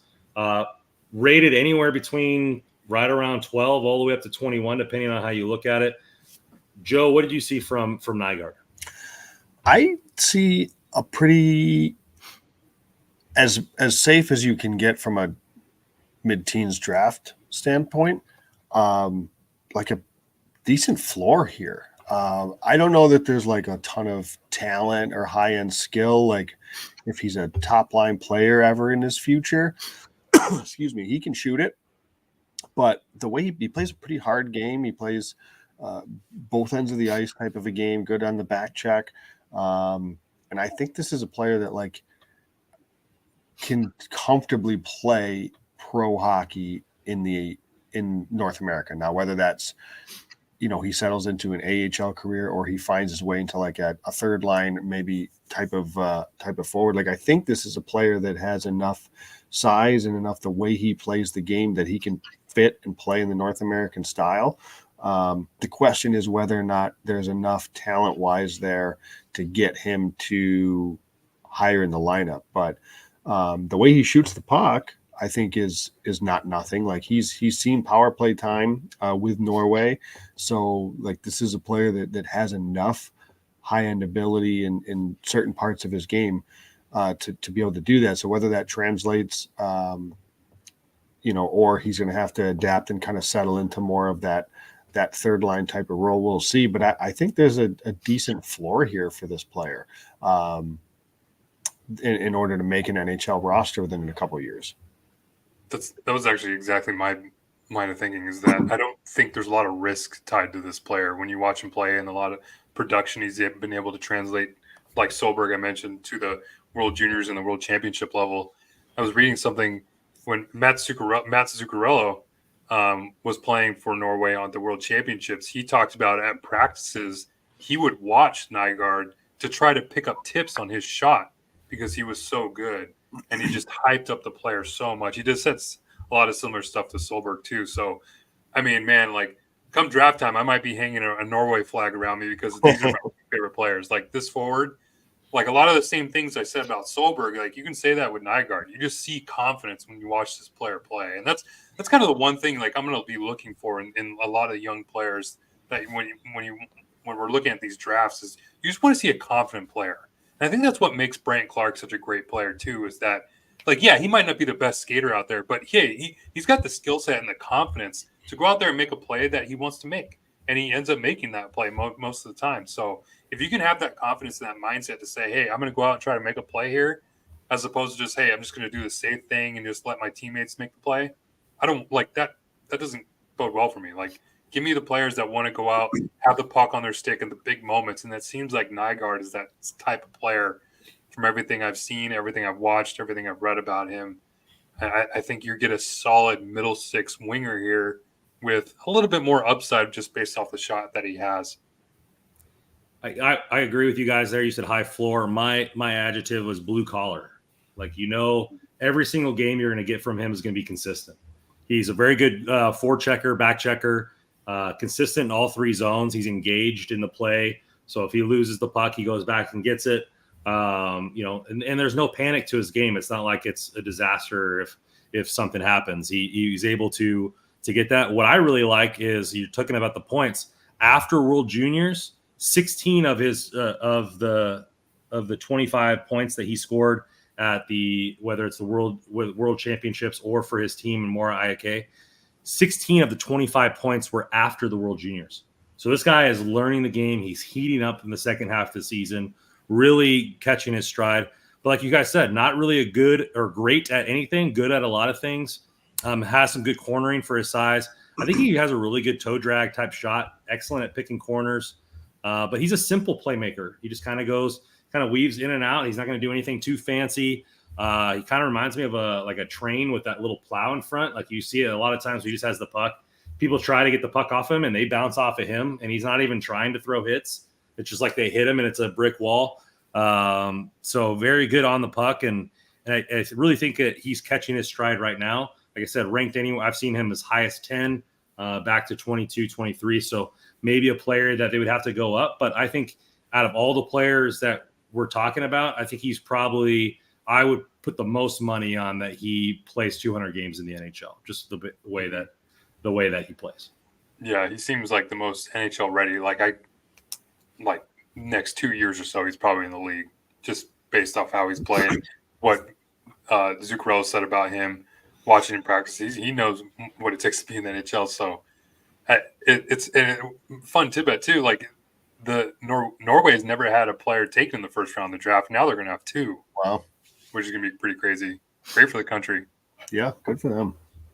It's nice to see hockey continue to grow, and eventually they'll start adding more and more popularity to the game there. So, oh man, you look at the World Championships, Switzerland and Czechia. I mean, and then the year before that, last year, Latvia, they were celebrating in the streets for a bronze medal. I love where sports going. It's great. It's great to see internationally. NHL dropped the ball with the 4-team tournament, right? Czechia winning. You see all these other squads, right? Exactly.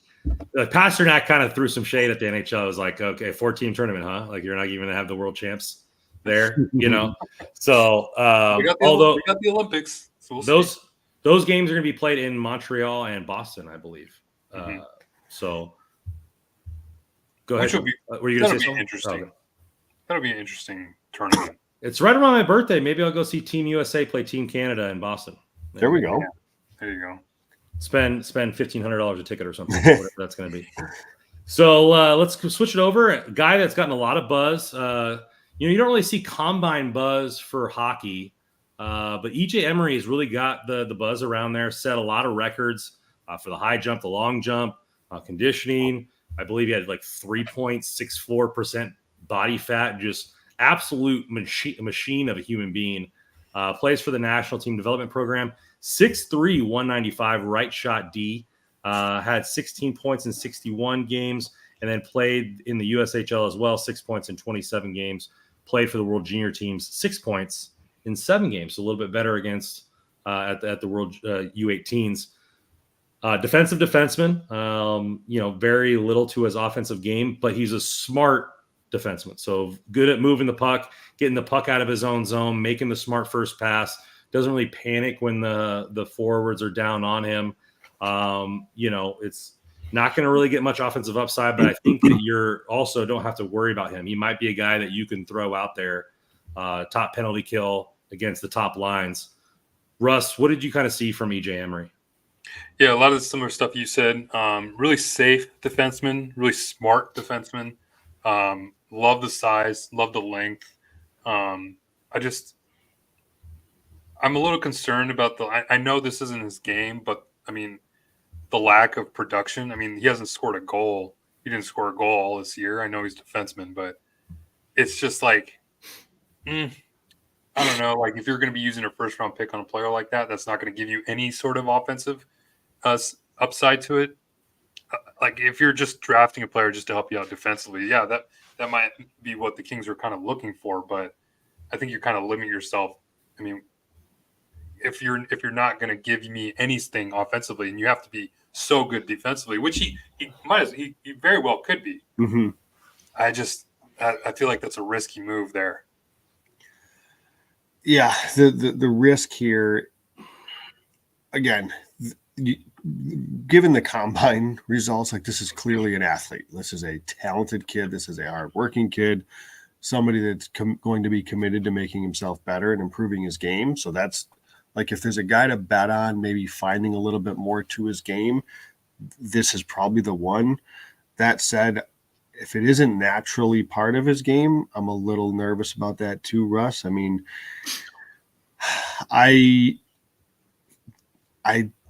this is probably not going to come as too much of a shock. I'm just not interested in a defensive defenseman in the first round. If the Kings were to say trade down because they don't like anybody and Emery slips down to early second round, if that's something like that, then fine, maybe, but it's not a profile that I'm looking to attack in the first round. And I'll be honest, I don't know how much stock I put into combine stuff. I was about to say I could care less. Does anybody remember what Drew Doughty's combine stats were? Nobody remembers what combine stats are. Who was it? Sam Reinhart that literally couldn't do a pull up or something like that. I honestly maybe the endurance ones because okay, they could stay out there, but even then, we're talking about 17, 18-year-old kids here who knows what their workout regimens have been in the past. You get them in a pro league, maybe all that changes. But even then, I'm not too worried about combine statistics. Yeah, here and there. I think it shows that he takes care of his body and he's dedicated to his craft. Yep. Yeah, absolutely. Yeah. There's that. But I agree with that. As far as that performance on the ice, does that translate into a quality hockey player? I think he could be a quality hockey player, but I think it would be an uninspired pick. I think it would be uninspired for the first round. But he's 6'3", 195 at 17 years old. I mean, he easily could be 6'4", 230 by the time he's a grown man. And those players are tough. 6'4", 230, high those end. could be tough to play against. Those guys wearing the body on you, all that kind of stuff like that. I understand those types of players are necessary for this type of game. And it's not like he has no offensive skill. He's just not an offensive point producer. He makes a very smart pass. He's a good passer, good outlet, doesn't panic in the defensive zone. So there's room for that in the game. And the Kings could, definitely use a little bit of size on the back end that has some defensive skill to his game. I just think you look at his rise was because of the combine, not because of the world championships like the Norwegian or a playoff run for his team. I mean, you look at my favorite United States defenseman, Cole Hudson, broke every record for the United States Development Team program with points, right? So do you take, in Joe's famous words, if you limit your potential, then your potential is limited, right? So his potential is not a first-line defenseman. His potential is going to be bottom pair or bottom two pair and penalty killer. So are you limiting your upside of the team where you maybe could find that guy in free agency, or you can't find a guy like Solberg or a guy like, Vocevert that we talked about last game, where you're getting maybe potentially a top 6 centerman for your team for 7 or 8 years. So I don't hate the player, but I just think it's an uninspired pick at 21. And it would have to be, like you said, Joe, maybe a trade down, they get another asset or something like that. Or they trade Kaliev for a second and try to maybe move up and get him in the second. I don't know. Yeah. And he comes from professional genes. So Scott Wheeler has him ranked 32.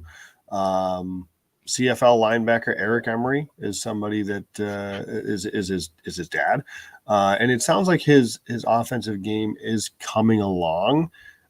He's been a little bit better with the puck. So, again, he's a projection, he's projection. You're hoping that he build or gains more offense, and he's committed to North Dakota. So we'll see what happens there. It's just not a profile that I'm targeting in the first round. Yeah. Could you imagine you never want to base your drafts off of fan outrage, but could you imagine the Kings fans say we drafted a player who hasn't scored and is just pure defensive defenseman. We just did this last year, I feel like. I mean, I know it was a second round pick, but with Jacob Dvorak, but that was kind of the similar kind of style, right? He's a 6'2", 6'3" guy with good length and good two-way game. I'm done. I'm done with the safe picks. Cohen Zemer was the most favorite pick of everybody because he's like Electric City. Like that's what we want. Tired of the safe picks, even though who knows if the Kings will use them, right? But that's we want dynamic. We want playmaking. We want scoring. We want like offensive capability. That's what the Kings need at this point. Well, you're foreshadowing our next player here, and he is nothing but dynamic, nothing but fantastic and high energy, but has that a lot of risk. And will the Kings be willing to take a risk on one Trevor Connolly?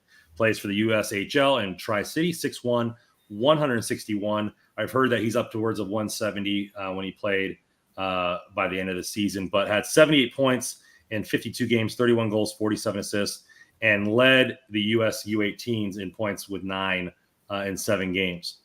So anybody not following the draft, the big issue for this guy is top 5, top 6, top 10 skill off the ice issues. And, we're not here to play political or get deep into that, but made some very hateful remarks and hateful photos. And has had multiple lapses on the ice as well. Took a big 5-minute major with a headshot while Team USA was winning the gold medal game. Canada ended up scoring 3 goals on that penalty and lost the gold medal. So seems to be a little bit of not a head case, but a liability on the ice sometimes with his decision making.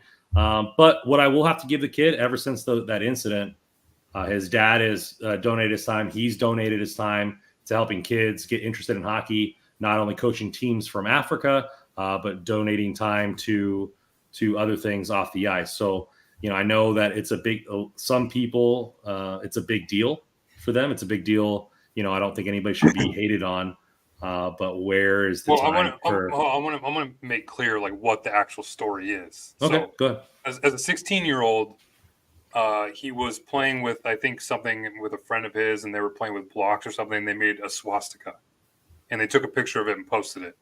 And then, so that was the first incident. Then there's another incident which it wasn't corroborated. I think he was originally Joe, or you guys can correct me if I'm wrong here, but he was going to originally get suspended because there was allegation of racial remarks that were made, but those weren't corroborated. So there's not that. And then there's been other incidents that have taken place that I'm not totally familiar with. So just wanted to put that out there. That's what actually happened. So there's things that have happened that should never have happened. Like that's, nobody's going to condone any of that activity. So, but I understand like the argument too, that he was a young kid. He's 16 years old. You never want to like just ruin a kid's life just based off some mistakes he made as a teenager. So I've read scouts and I read reports. I think it was Scott Wheeler or somebody at The Athletic wrote an article where they were talking to scouts saying that that's something that this is a player they're going to completely stay away from. Mm-hmm. So that's out there. So I just wanted to make that clear before we dive into this a little bit further. There's a for anybody interested, The Athletic's Katie Strang and Corey Promman wrote a lengthy piece about everything, talking to scouts, talking to NHL teams, Connolly, talked to different places he's gone, other players he's played with, past coaches, the incidents, there are multiple incidents. There was a couple times where he bounced around. Like for a player at such a young age, he's played in a lot of different places and he hasn't lasted long in some of these places. So I highly recommend you going to read the article. To me, after I read the article, he seems like there's a level of immaturity that you would expect from any teenager. This is a whole other level.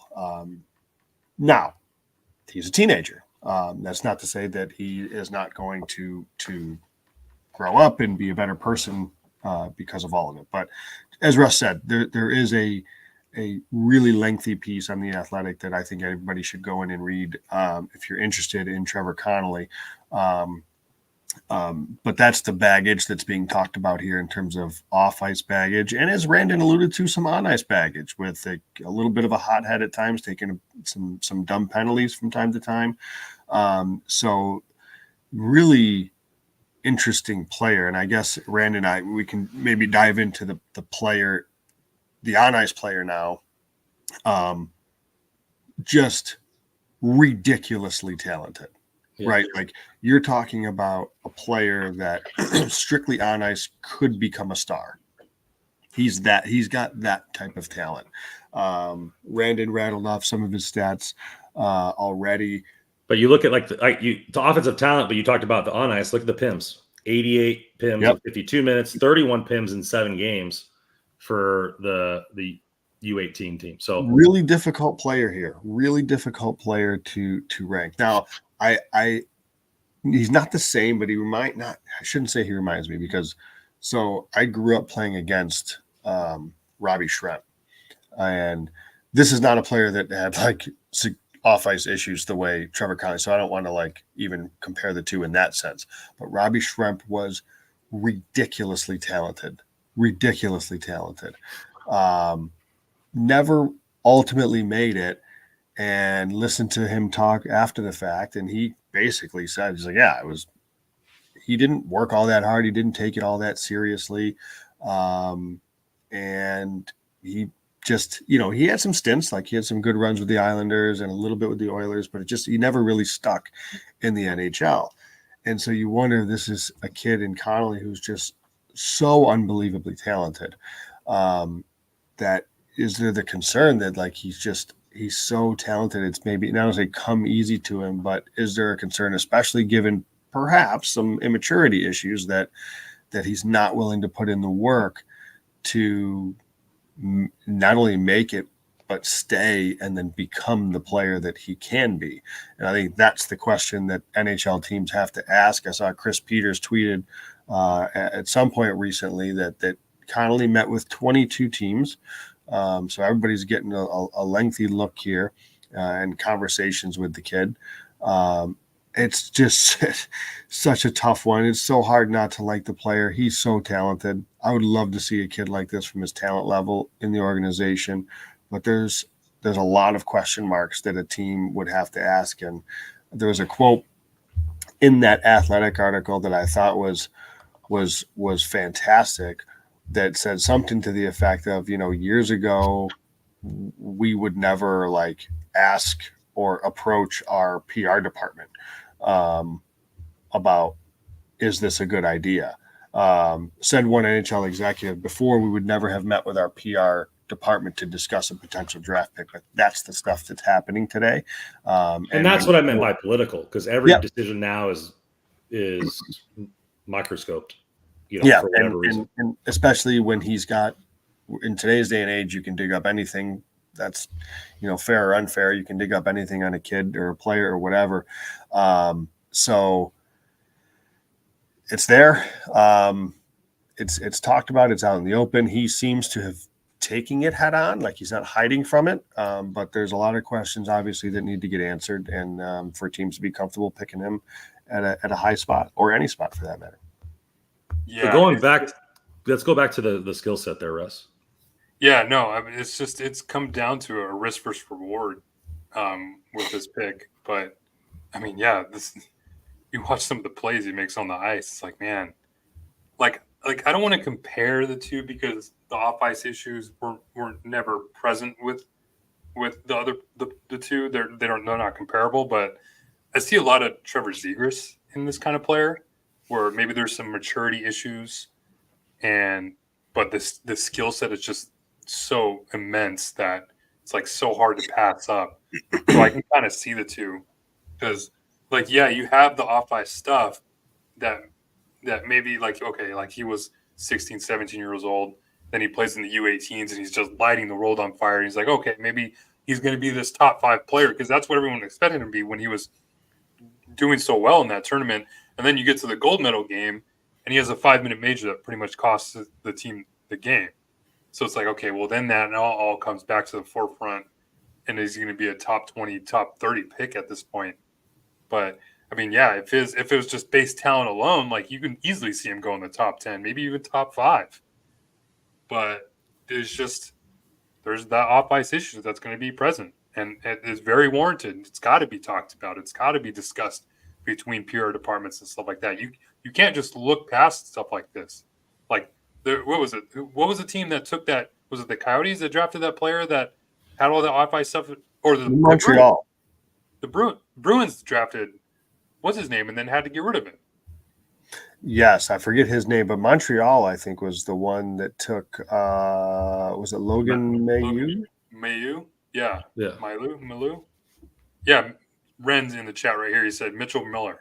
Yes, that was the name. Yeah, they had to go through the whole thing about it because they didn't do their due diligence. So this is what you got to do, and there's a risk involved. Like, but with the thing with Connolly, like, I haven't seen anywhere where he's not going to get taken in the first round at this point. Yeah. So, and then you want to kind of compare the Malou. I don't want to compare it. Like, I don't want to say that, but in terms of the draft pick, like Mark Bergevin, he's the one who selected Logan Mailloux. Now he's with the Kings, so he's already been at that risk part in terms of taking players with the off ice stuff. So, who knows if this is the type of player that the Kings are willing to take the risk on. I think it's going to be whatever team after around 15, because there's going to be players with similar skill level before that have no issues off the ice. I think it's going to be which team after 15 has the best read on them. And from the, I mean, it looks like 11 teams are out, or not 11, but what, 10 teams are out? 8. So because if you're not interviewing this kid at the combine, you're out on this kid, right? Yeah, you got to be interviewing. So yeah, I just think, I don't know. The offensive skill set, though, I think the way he skates with the puck and the way he weaves in and out up the ice in the neutral zone reminds me a lot of Kevin Fiala. I think you look at the way his edge work is, it's kind of effortless, the way he skates in and out of people. The edge work is ridiculous. I think just the way he just maneuvers throughout the ice kind of reminds me of Kevin Fiala. He uses his stick-to-it advantage a lot. Like the toe drag release is elite. I think he changes angles with his shot and his body. Will he be able to put on 20 pounds and maybe play at 190? I think that's going to be an issue that he's going to have to do, which he's going to college. I believe he's going to Providence. So, I mean, they'll be able to put him in the weight room for sure. He does have a high compete all the time in all 3 zones. So for an offensive elite player, he doesn't get turned off by, playing some defense. He doesn't play with physicality because of the fact of his size, but he's smart defensively with his stick usage. And I think there's times where you see him take over games. And like if you have a player that can take over games, and you're potentially getting them at 21, I don't know. I think it's an interesting thing. I'll be the first to say it. I'm okay with the risk. If the Kings feel like if the Kings did their due diligence and said, "Hey, we're okay with this player," then I'm okay with this player because I'm not the one talking to him. And Yannetti is a veteran, a good track record. Rob Blake and Robitaille are all about drafting captains and assistant captains and character guys, which I think that's why it's a long shot for the Kings to draft this type of player. But if they say they're okay with him, I'm okay with him. Yeah, and my to be clear, my knowledge of it is literally from that article, which I would direct everybody to. And it's worth pointing out when comparing to Miller and comparing to Mailloux, I believe it's Mailloux, as was pointed out in that article by Stratton and Pronman, they were like convicted of criminal acts. That's not the case with Connolly. He's done some immature things, was accused of some things that perhaps was not able to be corroborated. So it's not totally apples to apples, right? Yeah. So I want to be clear there. That said, there's baggage, and is a team looking to take on that? We'll see. Because like I said, my knowledge of it is from what I've read in that piece. So I don't know anything really like since, right? I don't know how he's been the last 6 months, last year. I don't know how these conversations with these teams go. I don't know how he's carrying himself at I don't know any of this stuff. So it'd be unfair for me to speculate on that. But there's baggage. No, I'm kind of with Brandon where I wouldn't mind the risk, but the Kings would have to they'd have to make sure that they can get this kid right. And hopefully a year at Providence or 2 will help him out. Another thing to point out too, he grew up in Tustin. So this is a Southern California kid.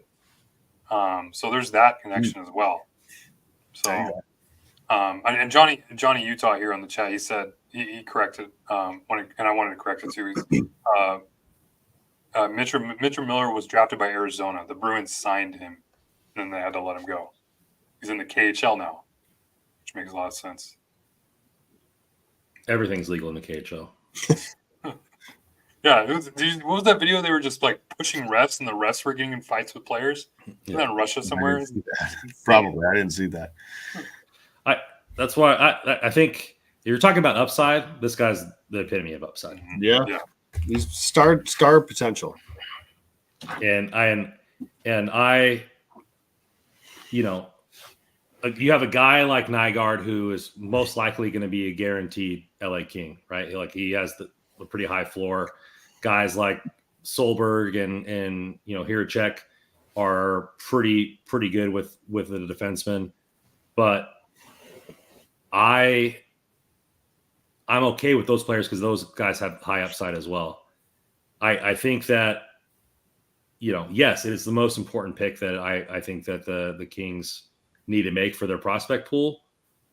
But if you're talking about high end pick, what would do the most damage, not damage, but raise the King the highest amount of level?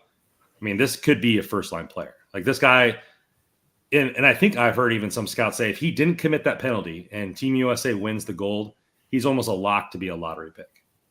So because it would have shown that he, one, was a USHL player. He was the only player that didn't play for the development team program all season long, was asked to come and play for them just for this tournament, dominated the tournament, one of the best players, if not the best player, and they hoist that medal.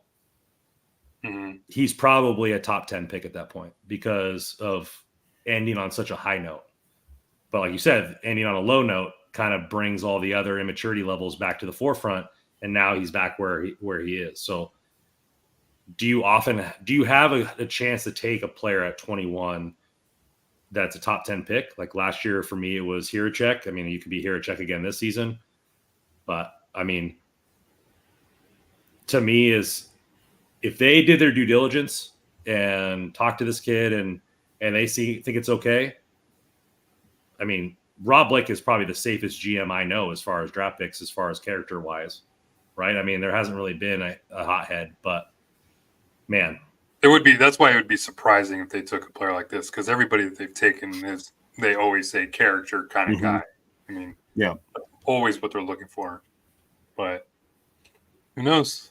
Hey, if you've drafted nothing but character guys for the last however many years, then this is the organization that can welcome a player like this, who maybe has some room to grow.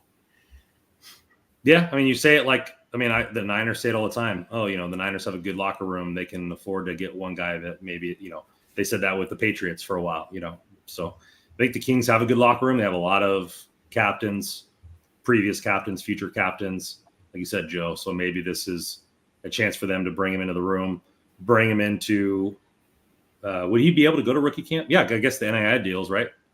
Yeah, is that a thing now? Can NCAA players go to rookie camp? He can go to dev camp. I don't know if he can't go to I don't know if he'll be able to go to the rookie tournament.